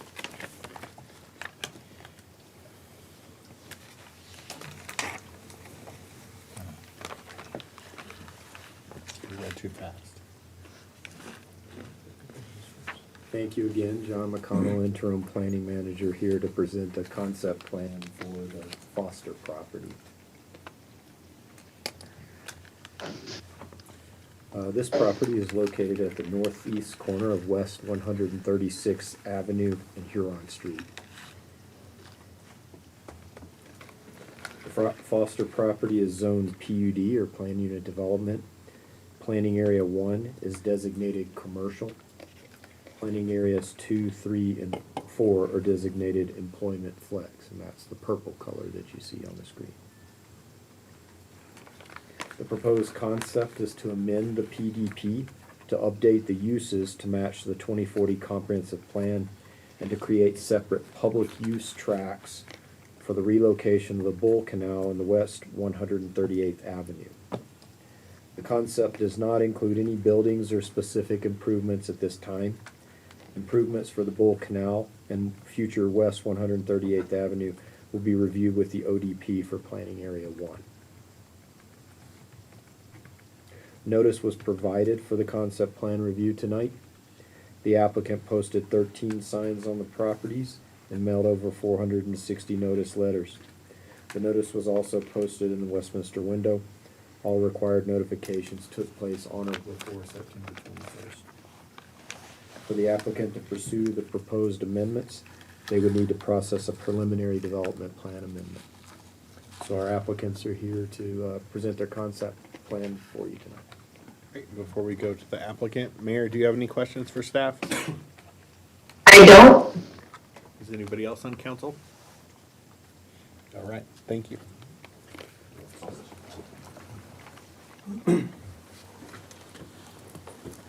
Good evening. My name is Brock Chapman. I'm with Shuck Chapman Companies, and at the risk of jinxing this, we may have a pretty actual short concept review tonight. If I don't expect you all to remember, but as you may recall, we received our most recent PDP amendment for the Foster property about a year ago. That was about the time that you all were evaluating, working with staff, working on the new comp plan, delaying it a little bit for more input, getting feedback. And so when I got that, the night of the hearing, when we got our PDP amendment approved about a year ago, we promised that when the comp plan, 2040 comp plan was approved, we'd come back and update our PDP so that it fully complied. So that's what we're doing tonight. It's just changing the uses so that it complies fully with your comp plan. And then during the process that we've been working on the proposed project for the past year, we now have been working with Frico Ditch on the alignment of the ditch and where it's really got to go, as well as 138th Avenue right-of-way. So we've included that as some planning areas. But that's all we're doing tonight. We don't have an ODP. We don't have any site plans. We're just doing some administrative follow-up and cleanup, quite frankly. Eric's going to talk through the remaining items, but that's really it. Just getting the PDP to comply as we promised with the comp plan that you all adopted about 6 months ago. Thank you, Brock. Thank you, John. So again, as Brock had mentioned, it's pretty straightforward, more technical in nature. We just have two other slides besides this one. This shows your 2013 comp plan, which is the version that we set up the original PDP amendment to be in accordance with. And then on the right side of the screen shows the 2040 comp plan. And you can see the property is outlined in green. The colors have changed, but the land uses on the purple changed from a high intensity commercial use to employment flex, which is your new comp plan designation. So not many changes between the two. Just trying to give you an idea of what the areas that revised were. The commercial corner, which is in red, nothing there has really changed at all. It's just changed from commercial retail to just being named commercial. That's probably the biggest change. And then the density, the FAR, floor area ratio, went up from 0.35 to 0.45. So not much of a change. And so this plan zooms in a little bit more. Again, it shows the retail or the commercial piece in red. And then we're showing the flex property, or the employment flex, sorry. Shows the employment flex in purple. And then you can see in brown there, as Brock had mentioned, that's the Bull Canal tracts that we're identifying, and those are called public use parcels. So that's exactly where the Bull Canal will be relocated to. We're still in negotiations with Frico on the canal, but that's pretty much how it's planned to be set up today. And then also we've identified 138th Avenue, also as a public use parcel, and then there's a tract just north of that, which handles the drainage for 138th Avenue. So that's really it. So again, very technical. You'll see a black and white PDP amendment coming forth, has to go through Planning Commission and then to City Council. Great, thank you. Mayor, do you have any questions? I don't. Anybody else? Councilor Seymour? This is just more of just looking back knowledge. Did the employment flex give you a greater flexibility, no pun intended, but does that create more opportunities for that?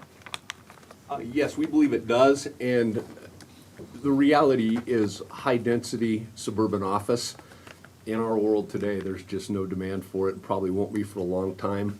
You all read the articles, I don't need to go through the whole list for you, but I think the way we're working is turning more into a hybrid situation. So yes, is the answer. That is a good, broader use and provides opportunities for, frankly, more homegrown businesses too, with the flex office up front, some storage in the back, the showroom concept of local cabinet companies or marble and tile companies that can have a retail presence up front, but some storage warehouse in the back. And that seems to be a much higher demand now than certainly the high density suburban office will be, at least in my lifetime. Thank you. Councilor Gamella? So I have two questions. One, do you, I'm trying to remember, I guess it's more for the ODP that you would have to go through more environmental analysis for. I know there's some existing raptors on the site. Yes, during the ODP process, there'll be a tree survey that they'll need to go through to identify what trees exist, as well as if there's any potential for endangered species on the property. And we've already done a preliminary one of those. We've already done a full tree survey, so we know the health of the trees, and that's being incorporated in future design. Right now, the Raptor, that there is a Raptor on, it's not on our property. There's one further to the north, across that north property line, but there's no Raptors in any of the There's existing no trees on our nesting ones. property. Oh, I see them hanging out, having a smoke there, so. Yeah. Those are buzzards. But we're cognizant of all that. We've done it, and we'll have to update it again since time goes by. But those will be updated with ODPs. Okay. And then the second question I have is maybe partly for staff. Is there a maximum building size within the PDP and/or limitations on the warehousing distribution component that can be had for this? Because I'm concerned we'll have a giant Amazon building on there, or more storage uses. So, what limitations do we have? But I don't have the PDP with me to be too specific, but in compliance with the employment flex land use, they would qualify for buildings from anywhere from 1 to 4 stories. You would have maximum 1.0 FAR for primary uses, maximum 0.5 for standalone secondary uses. Primary uses would be professional offices, R&D labs, flex office, and incubator space. Secondary uses would be more in the manufacturing warehousing realm. And those would have to be paired with a primary use? Yes, they're designed to be secondary in nature, obviously, not intended to take up generally more than 25% of the character area. Okay, thank you. And Councilor Mel, one other thing, if you recall, along Huron, there is a height limit that is lower than the rest of the property adjacent to Huron because of the residential. So whatever the height limits are on the rest of the property, it steps down to a lower amount on that west side as well. Is that just for the north of 136? It's actually just north of 138th Avenue. It goes 200 feet in from Huron. And it goes all the way up, it's something that was negotiated in a previous Long time ago, PDP yeah. amendment. Yeah. But, also contrary to that, along I-25, since we're in the north I-25 focus area, the comp plan speaks to allowing even taller than the 4-story that John mentioned. But again, subject to the ODP review and the ODP approval process. Anybody else? All right. Thank you for joining us. Thank you. Did we set a record? I think so. Yes. Okay. Short answer. Thank you all very much. This is only our 5th one, though. So. Thanks, gentlemen. As stated at the outset of this concept plan review, councilors' comments are gratuitous and do not bind or obligate the applicant, city staff, the planning commission, or city council to any course of action or future decision. The last concept plan review tonight is for the following development proposal: Uplands Filing 1, PAA 1, and PAA 5, located on the southwest corner of West 88th Avenue and Federal Boulevard. This is a concept plan review. It is not a hearing on a development application. Its purpose is to allow the city council to learn about the proposed project in its beginning stages and provide feedback to the applicant on city council's general impressions of the proposal. In accordance with the Westminster Municipal Code, concept plan reviews occur after city staff complete the pre-application review for proposed project, but before staff perform a technical review for the project. Technical review, which involves an official's application for an ODP, PDP, or amendment thereto, will occur only if the applicant chooses to move a project forward after its concept plan review. As part of our review process tonight, city staff will provide a brief introduction, and then the applicant or its representative will present an overview of the applicant's development proposal. City council may then ask questions of the applicant and provide the applicant feedback on the proposal. City council comments on the proposal are gratuitous in nature and are not binding on the city council, the planning commission, city staff, or the applicant. Mr. McConnell? Thank you again. John McConnell, interim planning manager. We'll facilitate this concept plan review for the Uplands Filing 1 planning areas 1 and 5. The project is located at the southwest corner of West 88th Avenue and Federal Boulevard in the Uplands Residential Subdivision Filing Number 1. This project includes Parcel A, planning areas 1 and 5 as shown on the map. Planning area A1 and A5 are zoned plan unit development, as well as surrounding properties to the south, east, and west. To the north is unincorporated Adams County, the Cottonwood Village Residential PUD, and a small commercially zoned property. Both planning area A1 and A5 properties are located within the Uplands Master Official Development Plan for Parcel A. Their comprehensive plan designation is mixed-use neighborhood. Surrounding land use designations include residential low density, commercial mixed use, residential medium density, mixed-use neighborhood, and commercial. The proposal includes the development of planning area A1 featuring approximately 84 homes on 11.41 acres. The development of planning area A5 features 160 homes on 18.2 acres. Both parcels propose a combination of 3-story townhomes as well as 2-story and 3-story single-family detached homes. A site plan was provided along with the applicant's pre-application submittal. You can see the proposed location of the future Irving Street running north-south through the property. Additionally, there are multiple pocket park locations. The adjacent PLD to the west of planning area A1 was shown within the pre-application submittal, but will not be a part of the review for either A1 and or A5. Here you can see some renderings of the proposed single-family detached 2- and 3-story homes. And on this slide, you can see renderings of the proposed 3-story townhomes. Notice was provided for the concept plan review tonight. The applicant posted 3 signs on the properties and mailed over 1,000 notice letters.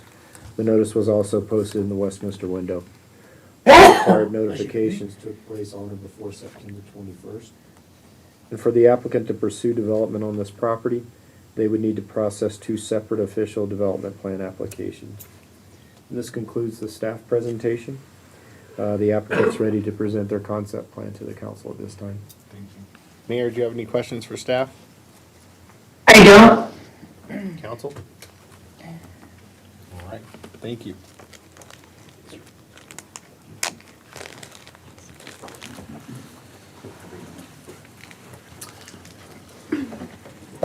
Good evening. Go right ahead. Very nice to see all of you. Thank you very much. My name is Marcus Pockner. I'm part of the applicant team. As you can see here, again, thank you to John. We're here to talk about A1 and A5. If you'll go to the next slide, please. As John mentioned here, this is the site all along 88th Avenue. As you all certainly know, right, this is such an interesting site with the PLD, the 11 acres on the west side across from the 2 school. We call it the Civic Corridor there along 88th. So the balance of A1 and A5. I do want to be sure and introduce our team. Bonnie Nizelik will present with me tonight. She'll go through the concept plan from Norris Design. And I'm joined by John Vanderveer, who is the Senior Director for Brookfield Residential. And he is here. We're so excited to have Brookfield as part of this, developing both A1 and A5 sites. Next slide, please. Go one more from there. So just an update, as we always do, really for the public that may be watching or listening, to show kind of the surrounding dashboard of what's going through the process. You see the water improvements that are soon to commence, the sanitary sewer and storm drainage along Shaw Boulevard. I will also notice that we are continuing now to directly notify neighbors. This is a postcard that just went out to all the neighbors about the closure of Shaw Boulevard, so we're trying to keep everybody updated and drive them to the Uplands website, just so we're completely communicative with the surrounding neighbors and community in general. Next slide, please. This shows, again, we submit this about a month early, so it's not quite updated for everything. The B1 site that you can see on the bottom left has now been approved, the first neighborhood in Uplands. A2 has been recommended for approval by Planning Commission. That darker orange color, as you all know, is going through the traditional process with City Council. So that'll go first to Planning Commission and then come to all of you. A light orange is actually now going through the concept review process. You may remember we were here for A7 and then tonight A1 and A5. I do want to particularly note the C1 and C2, those areas. I'm going to talk about those in just a moment so people know that the affordable housing is moving forward as well and a full spectrum of housing across the entire site. Next slide.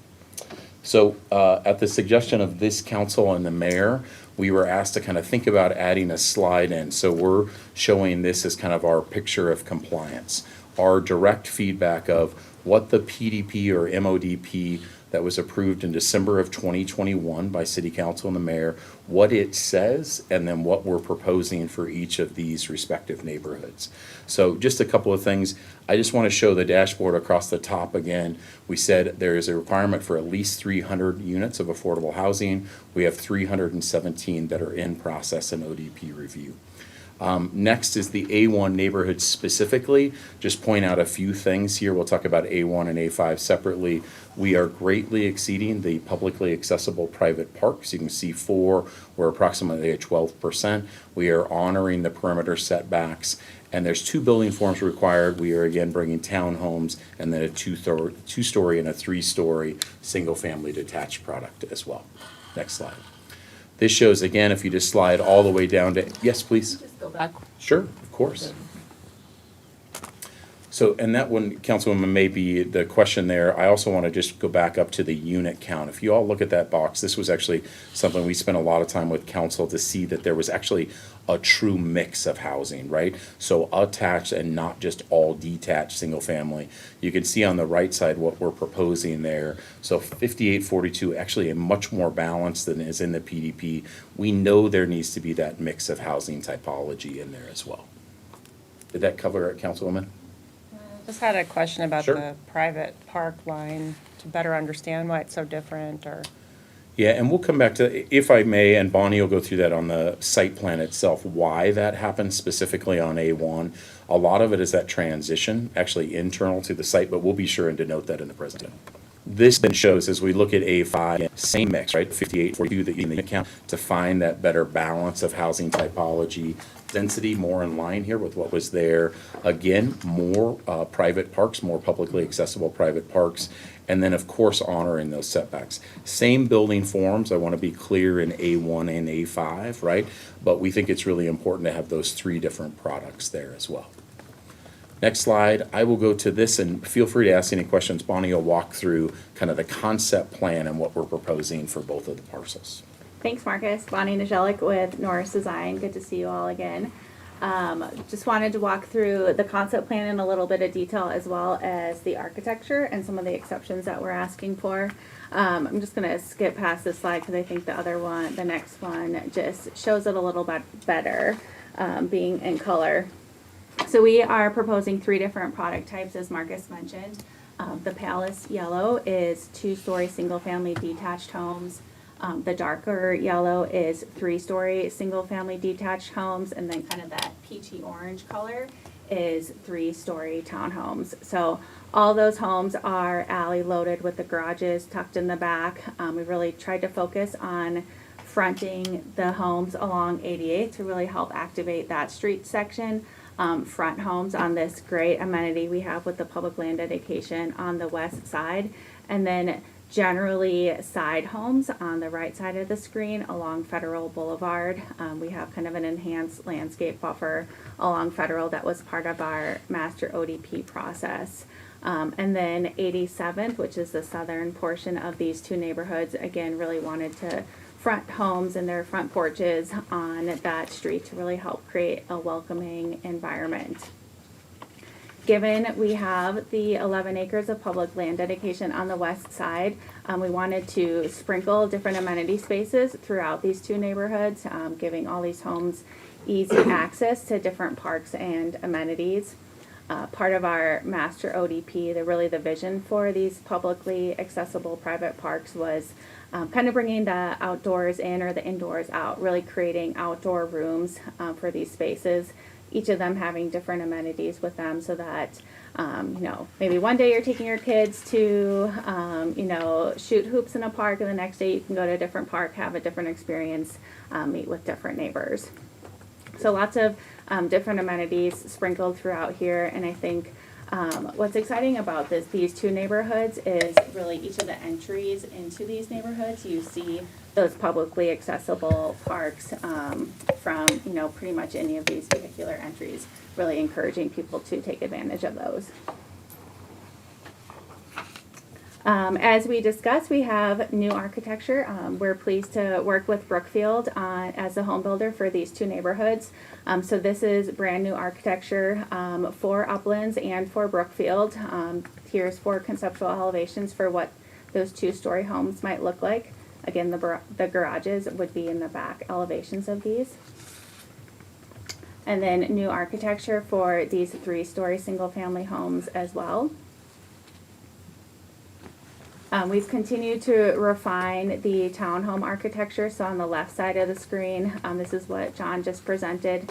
We had included in our pre-app package. We've refined that. So the 3 elevations on the east side is our current elevation styles that we're proposing for this neighborhood. So a little bit more variation in those architectural details, just kind of refinement of what those homes might look like. One key piece of this is we would love your feedback on. We're currently showing 30% masonry on each of these buildings, which is below what's in the master official development plan. So we'd love feedback on that. Really wanted to find masonry that was consistent with the style of the homes, but also, again, trying to find the right balance of price points for these different home options. We do have a handful of exceptions. These are pretty consistent with what we've asked for in Uplands in general.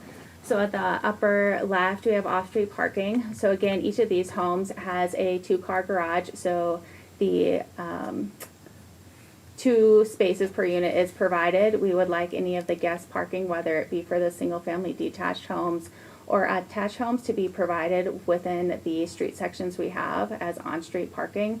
We will also sprinkle some surface spaces throughout the neighborhood as well. The entry median, this is another requirement. It's part of the landscape regulations. Given how we've laid out this site to create our entrances, terminating into these publicly accessible private parks, or even the public land dedication that we have on the west side, we'd like to come up with new ways to really celebrate the entries into these neighborhoods instead of putting that entry median in. This also just helps work with the fire department and make sure we're meeting any of their access requirements. On the right side of the screen, we have 2 additional landscape area exceptions. For the single family detached, there's a requirement that 50% of each yard is landscaped, and for the single family attached, there's a minimum of 40% of the site area be landscaped. Again, we're trying to just find that right balance between making these lot sizes not bigger than they need to be to keep them a little bit more affordable, while also paying attention to how much landscape we're irrigating throughout the neighborhood. So all 4 of those are consistent with other neighborhoods that you all have seen within this 8 parcel. This slide, lots of information on here. We do have exceptions like we have on past neighborhoods to some of the lot sizes. This first row, lot depth, we are asking for an exception on both the attached and detached homes to the lot depth. Again, trying to make these lots as small as they can and use that parking on street that's already provided. Front setbacks, we're asking for just minor exceptions on the single family detached. Just again, trying to manage what those lot sizes might be. The rear setbacks are really tied to our alleys and making sure that we're meeting the utility requirements, spacing requirements, and working with the fire department to provide their access. So it's kind of a 3 to 7 foot depending on if there's 1 or 2 utilities in that alley. Side setbacks and corners, we're asking for a 5-foot side setback and a 10-foot corner setback. Councilperson Nermella, I know at our last concept review, you had asked for additional images of what some of this stuff might look like. We only had a couple days between that meeting and this presentation being due, but did want to point out the images on the right side of the screen. So that first one on the upper right, that's Central Park in Denver, generally showing 10-foot separation, side separation between the two buildings. And then the next two below that are from Painted Prairie in Aurora. Those are showing 7-foot side separation. So just wanted to show examples of other current neighborhoods that are recently built and what kind of side setbacks they're showing. So ours would be more consistent with that upper right image. Then when it comes to private outdoor space, again, all of these different home types will meet the quantitative square footages that are identified in the MODP. We're just looking at different options of how those might be met. Right now we're looking at the 2-story single family. Those would have ground level open space, and then the 3-story single family and the 3-story townhomes, those square footages would be met through porches and upper story balconies. So making sure everyone still has great outdoor space. Getting into these last 2 rows, pitched roof and building height. For the pitched roof, we're looking at some different options for flat roofs or lower pitch roofs to again just provide additional variety and a more contemporary design for some of these styles. And then would love your feedback on building height. We have a maximum of 40 feet as identified in the MODP. Wanted to get council's thoughts on if we had a 40-foot maximum height to allow for roof decks on some of those townhomes. I think we would limit those to internal to the neighborhood, not the homes fronting on 88th, just to help create a transition to the existing homes to our north. But would love feedback on that as well. And that is our full presentation. Happy to answer any questions you may have. Mayor, do you have questions? I need to think for a second, so go on to somebody else. Okay. Counselor Namella. Can you put the site plan? Yeah. Sure.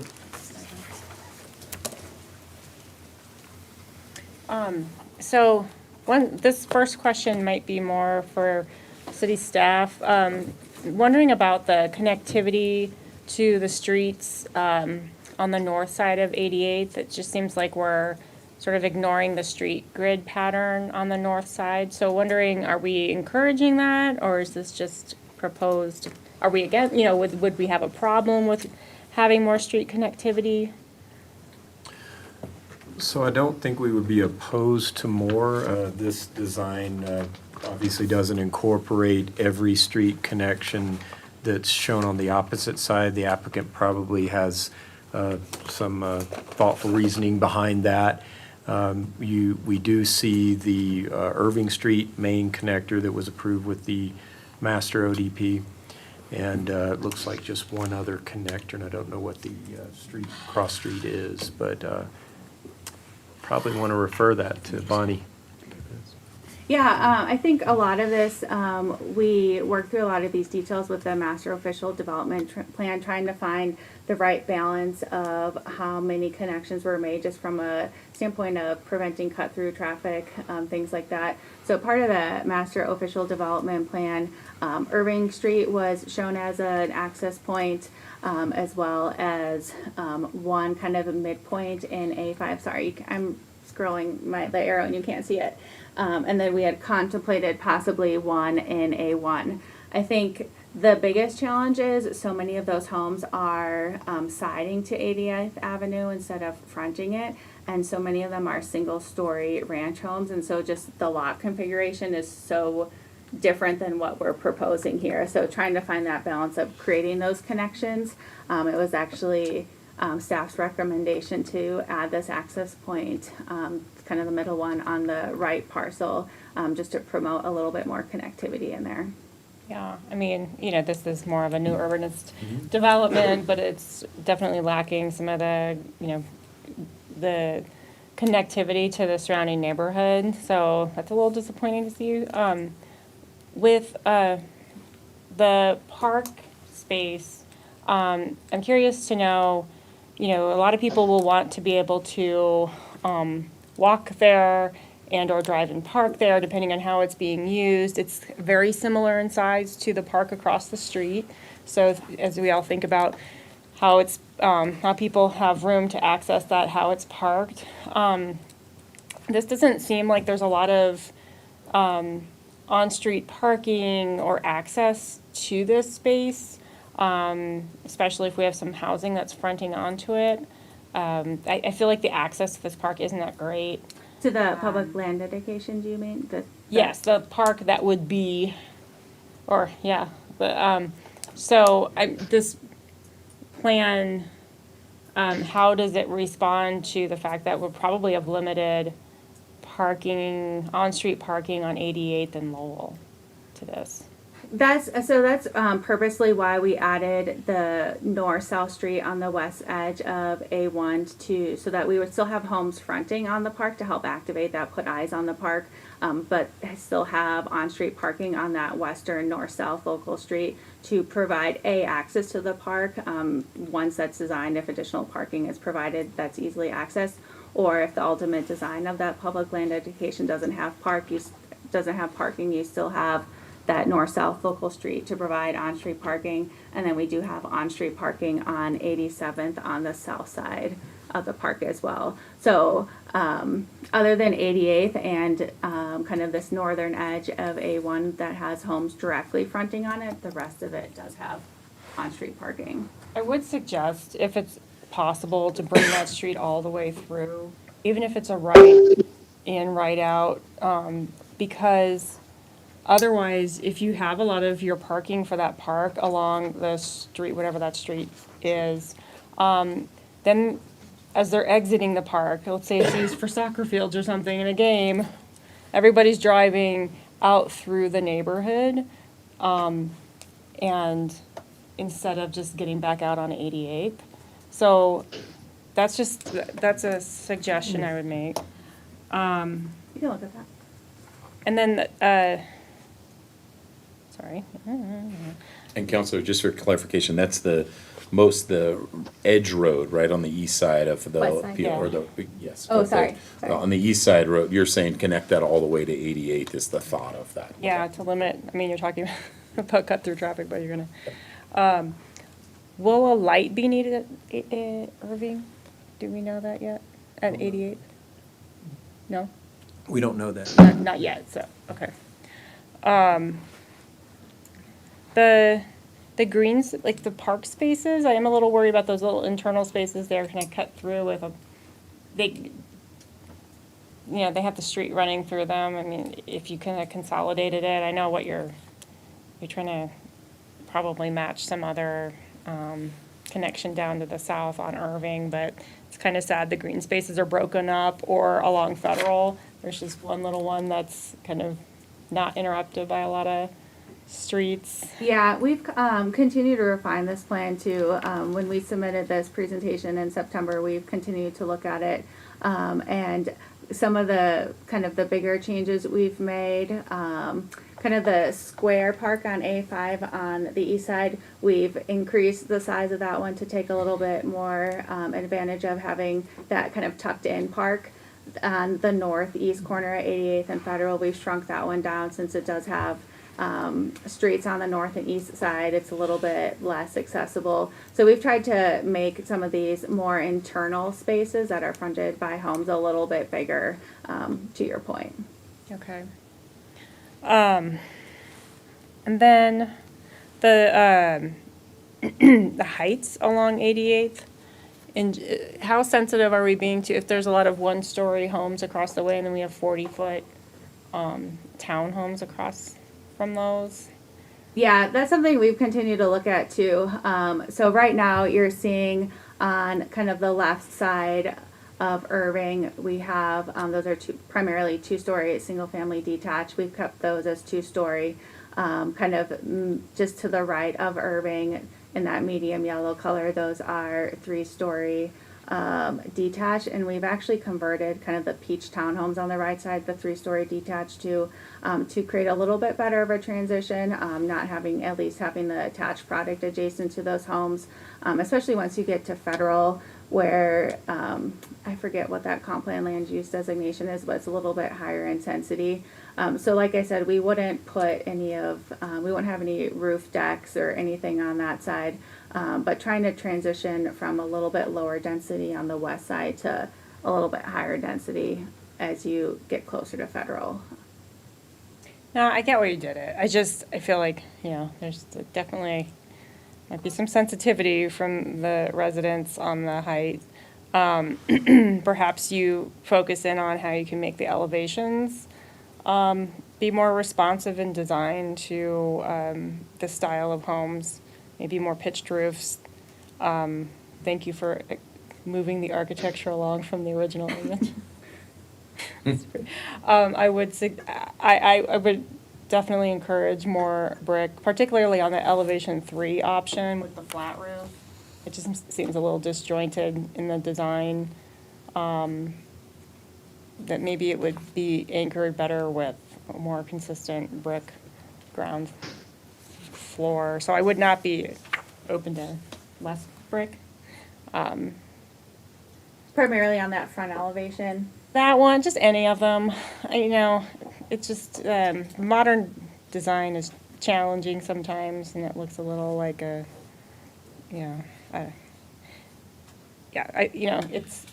just, the simplicity of the design is not,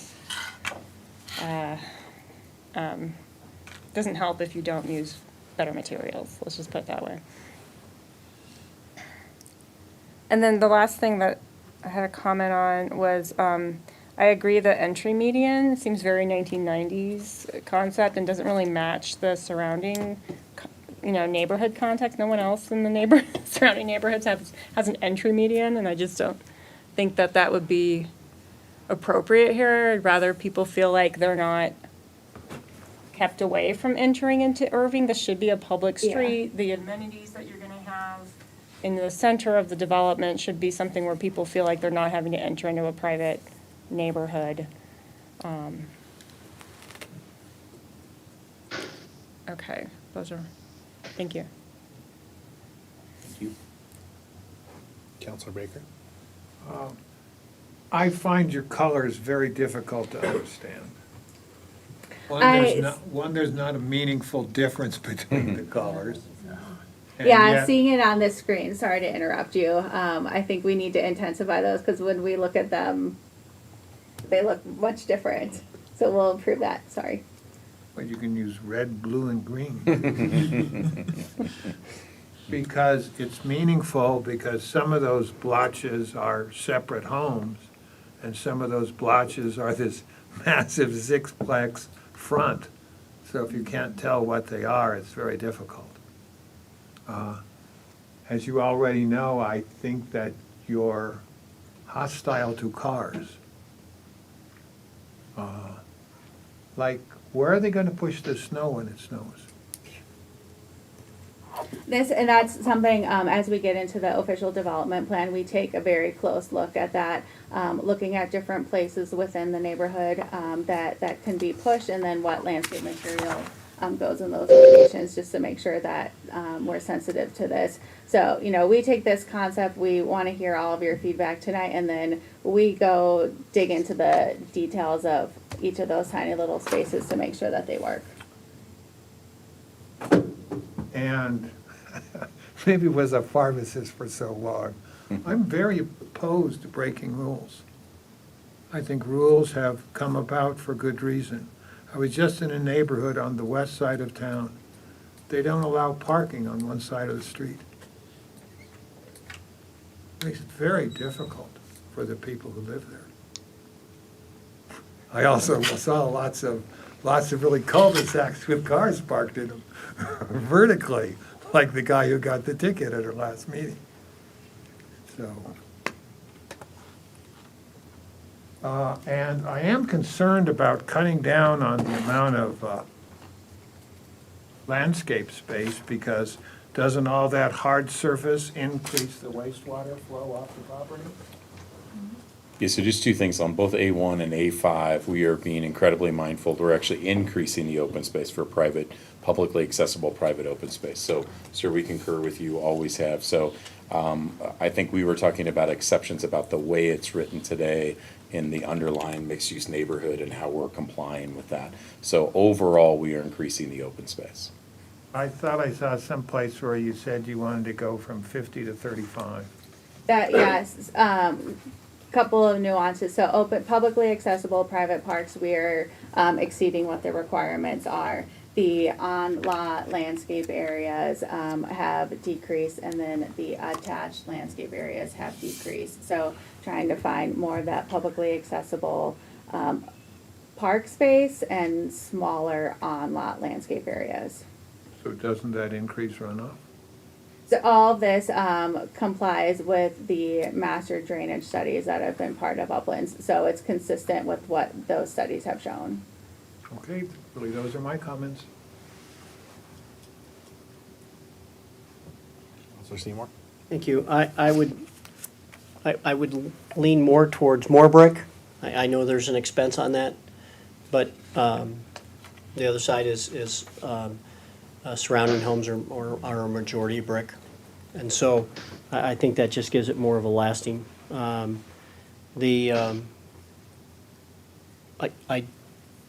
do like the fact that the parks are split, especially the one on Irving. I understand that, but that gives us more parking accessibility.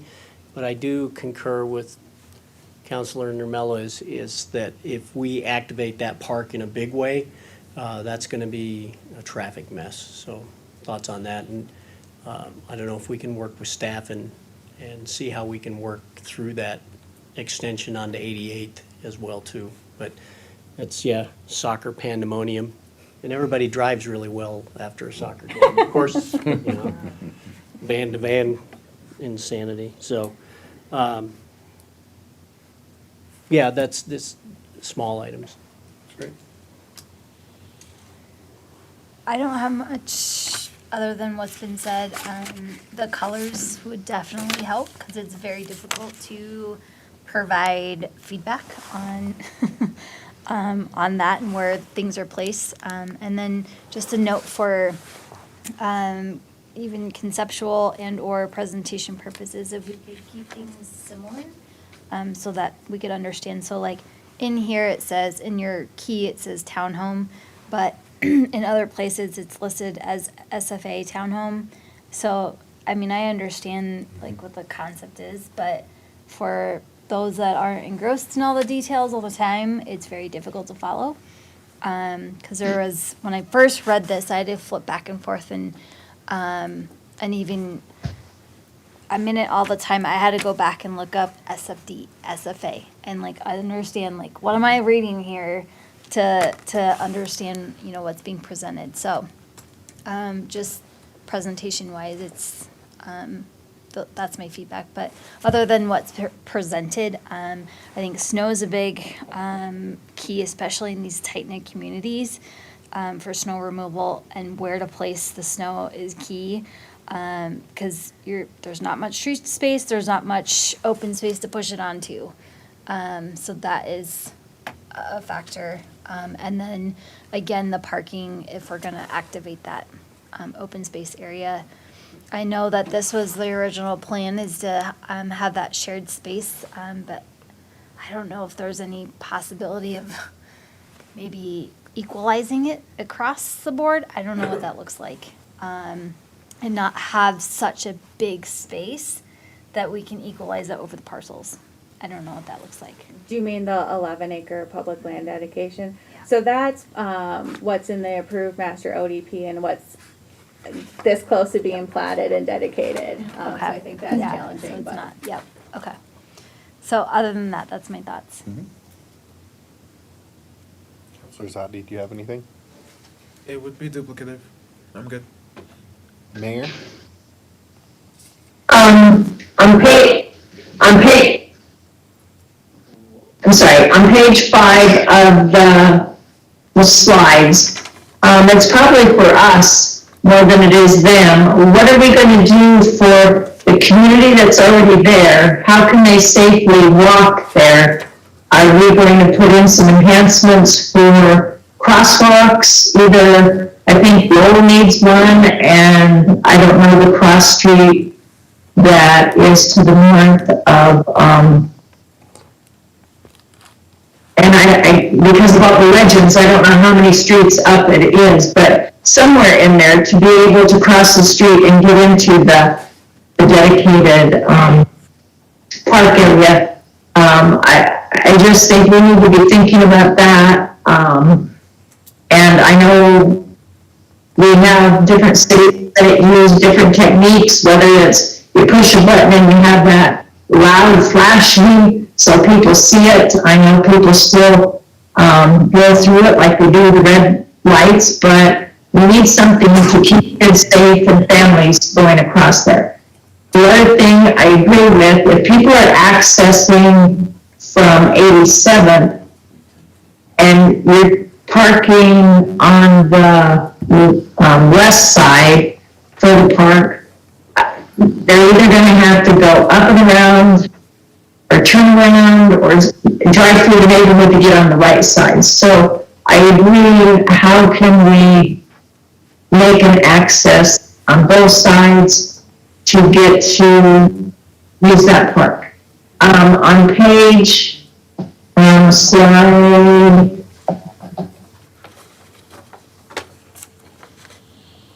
7, I don't have a nice way to say anything about that. I just don't like it. I think they look boring and ugly. Oh, probably conceptual. Is it, Mayor, is it this slide that you were talking about? No, it's page, slide 7. Maybe this way. Okay. Perhaps. The one on the left-hand side of your picture there. Okay. Oh, sorry. Yes, that one we've continued to evolve. So the left side, those two images, we'll just say they're gone, and will be replaced with the 3 images on the right side instead. And Okay, my slide didn't have your right side, so Okay. I didn't know. Okay. I just needed to state that I don't like the left side. We agree entirely. We agree. One thing, Mayor, just to note on your comment, which I think is very fair, and a number of counselors have said it about the crossing from Lowell and from 88th, right? Thinking about that park. We talked about that civic corridor, you all know the school is just to the west of there, right? So I think one thing that we'll try to show a better job of, and I'm not just saying it's an image, is that I believe it's a 10-foot multi-use trail, right? The perimeter sidewalk of all of this. But you're talking about how do existing neighborhoods, Shaw Heights, how do you cross over? How do you cross over from the school? So I think that's something, I just want to be clear, like when we do the PLD, we don't plan that, right? But that's such an integral part of that, planning for that, right? So we couldn't agree more, and we'll really look at that and talk about the roadway infrastructure connections. We have the protected bike lane, as you all know, on Lowell, but how do you cross the street? And I know you're asking about 88, so we'll be more intentional about that as well and how that kind of blends into the site. Yeah, I totally agree with the mayor that Yeah. 87th is a key opportunity. Hopefully it lines up. Doesn't look like it lined up. And then, yeah. So. It does, yeah. It I think the doesn't look image like is- it, I yeah, completely yeah, agree, Yeah. And if not, we're gonna fix that for sure. No, yeah. But yes, it is an important connection for sure, yeah. Mayor, was that your last part? Yeah, and like I said, it could be on us for that crossing, or working together with it. I wasn't pointing fingers. To me, it's us that need to do the crossing, but whoever, it just needs to be done and be safe. For me, I agree on the brick. I think it's more consistent with the surrounding areas. I like the rooftops. One of my concerns is privacy for those folks along 88th with no matter what you do. So I would ask you to be mindful of that as you figure out how you lay out the landscape and everything so people aren't looking down into other people's yards or vice versa, people looking up from their yards at folks in their homes. I know I've heard concern about that and other developments across the city. But I do like the rooftop patios. I think that's a great opportunity for folks. And then this is kind of just a general question as you start laying out these plots. And so you kind of hit on the sidewalks, and it's hard to see in this what those, Really hard. are going to be. And I think that'd be very useful when you come forward with this to understand what that is. And really, because now you're starting to go down Lowell and Federal, and those are areas that certainly would benefit from those sidewalks. So I'm curious, as you build out, say, A1, is it just going to be sidewalk for A1? Or are you, and I mean, I guess that might be hard because you're not sure how the other plots of land are going to be. But I'm just, curious how that's going to functionally roll out. So is it really going to be as functional or just for that? You know what I mean? Yeah, Mayor Pro Tem, I went back, I was thinking, there was a couple of questions earlier about where the PLD is, right, and where the other one is. And I think as we go through, as you know, A2 has gone through Planning Commission, will come to City Council, right? So I'm just wondering as we can sync up plans that are going through process, because that's really important. That is 87th there, right? That connection and where that roadway goes, right, into the site. So we'll be really thoughtful about trying to show those sidewalks on sites that have been approved or going through that process. We might even put up some in backup. So it's almost like the context around it is not just this image, but shows where those roadways go, right? On the east side of Irving on A5, you can see why maybe there's not a roadway that goes all the way south, all the way through our site, because you see kind of the loop road that frames our park that has that incredible view of the mountains, right? So just to kind of have some of that, we think is important, but we'll try to give a little more context as we move through that process. And then the last thing is probably, and it kind of pile on what you've heard the mayor just say for staff. I mean, to me, it's not just 88. This is, a lot of developments that are coming, and I want to make sure that we are prepared to really think through what all crossings, because there are going to be a lot of parks and such that people would come from. There could be schools from the various directions, because I mean, there's schools, private or public, on almost every side of this development. Well, there is actually, because on the north is Mesa. So having that thought through from our perspective so that we're timely on it, I think will be good. But Councilor Nermella and then Councilor Baker. You made me think of one more thing. On Federal, can you show where the bus stops will be so that when you're showing the sidewalks, to make sure that those are accessible? I hate seeing where we have no sidewalks on Federal right there, and I see people even in wheelchairs like waiting out on the street for their bus, and it's the worst. So. Yeah, and just to add to that, and like Marcus said, we'll come up with some better ways to graphically show that. But all this kind of the framework streets, the sidewalks, those are part of our infrastructure CDs that are in process and will be built first. And so that framework will all be there. And then as these neighborhoods internally are built, the connections within the neighborhoods will connect to those. So we won't have those gaps in sidewalks. That kind of infrastructure sidewalk throughout Uplands will be ahead of the actual neighborhoods being built. And are you doing ADA accessible bus stops? So further north on Federal? Have to be. Yeah, we're And we working. want to be. Yeah, so we're working with RTD specifically at 86 and Federal on that bus stop right now. Councilor Baker. Yeah, well, I mean, this is for of the staff person. As we heard the thing, how is 88, the character of 88 going to be changed with cars parked on both sides of the street? Because, I mean, right now, cars are not parked on either side of the street. Do you plan And on I on-street envision parking? there'll be cars packed on both sides. Okay. Depends on what part of We'll pull up the 88. cross-section and have a look at it. No, but don't parked cars really modify traffic speed? It would probably slow it down. Yeah, so the Typically, people don't feel very comfortable going at high rates of speed with cars parked parallel on the street. So it could have a traffic calming effect. cross section that was approved in the PDP and the MODP for ADAs. I'm just gonna start at kind of our northernmost row of homes. So we have a 10-foot walk, and then a 6-foot tree lawn, and then parking and a bike lane on the south side of 88th. There's the existing bike lane on the north side of 88th and no new parking on the north side of 88th. So it's really just that south side that changes. Yeah, but really, don't you see it being much more utilized than currently? But it's changing the street width, sort Yeah. of what's there today, so very fair comment. Yeah. It changes that, but it's not in that same street pan Correct. that's there today. So I think you're right, you make a really good point, let's show how that changes. I would agree with John that it probably, it creates that, you've heard us say that before, friction at the road, kind of where people slow down. But we'll show that street typology there on the north side, so again, on our north side of 88, not on the north of 88, that wouldn't change, there wouldn't be parking on that side at all. I thought there was parking there already. Not on both sides, not on the north side of 88th against Shaw Heights today, there's not parking along there. I don't believe, somebody can correct me, but we're not changing that. both sides of 88, from local, federal, Sir, this meeting is a study session, it's not for the public. Sir, this, I'd ask you to, answering a question. I would ask you to stick to our rules of decorum, please.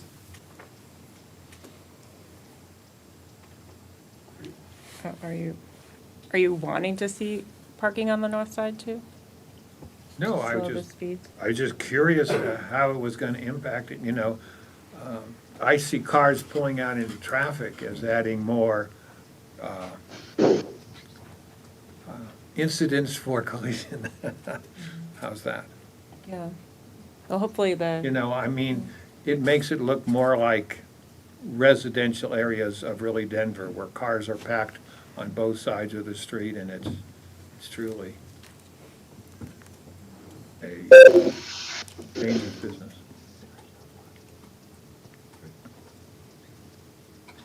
Anybody else? Mayor? I'm good, thanks. Thank you for joining us tonight. Thank you all so much. As stated at the outset of this concept plan review, council comments are gratuitous and do not bind or obligate the applicant, city staff, planning commission, or city council to any course of action or future decision. Do we have reason for executive session, Mr. Frankel? Thank you, we do. Mayor Pro Tem, the proposed executive session tonight is a discussion of a personnel matter, the annual reviews for the city manager, city attorney, and presiding judge pursuant to Westminster Municipal Code, Section 111.3C1, and Colorado Revised Statute 246402 4F1. Do not have to wing this because it's not written down, but as you heard, we have reason for executive session, so I will go around and have you each state your name and whether or not you're willing to go into executive session and keep what is discussed there. Mayor. Mayor, could you go first? Nancy McNally, yes. Obie, is that a yes? Rich Seymour, yes? Lindsay Emmons, yes. Bruce Baker, yes. Sarah Normella, yes. Dave Demott, yes. And Mayor Pro Tem, before adjourning the study session to convene this exec session, I would ask that under the rules, in order to permit the mayor to participate remotely in this executive session, that you poll council, because the rules require a 2/3 vote to allow for remote participation in an executive session. With that, we will poll the council to see if you are willing to allow Mayor McNally to participate remotely. Mayor McNally, I'll have you vote first. Yes. Councilor Zadi. Obie, is that a yes? Rich Seymour, yes. Absolutely. Name, please. Lindsay Emmons, absolutely. Bruce Baker, yes. Sarah Normella, yes. Dave Demott, yes. So we have a majority to allow the mayor to participate. Thank you. Well, unanimous vote obviously satisfies the 2/3 requirement. So I would just ask that if you're going to adjourn the study session, before convening the exec session, just be sure that the web stream is concluded. As we discussed earlier, we actually need to take a break because So we'll go ahead and adjourn the study session at 9:05, and we will come back and give it 10 for the meeting. Thanks. Cool. Technical razzle dazzle.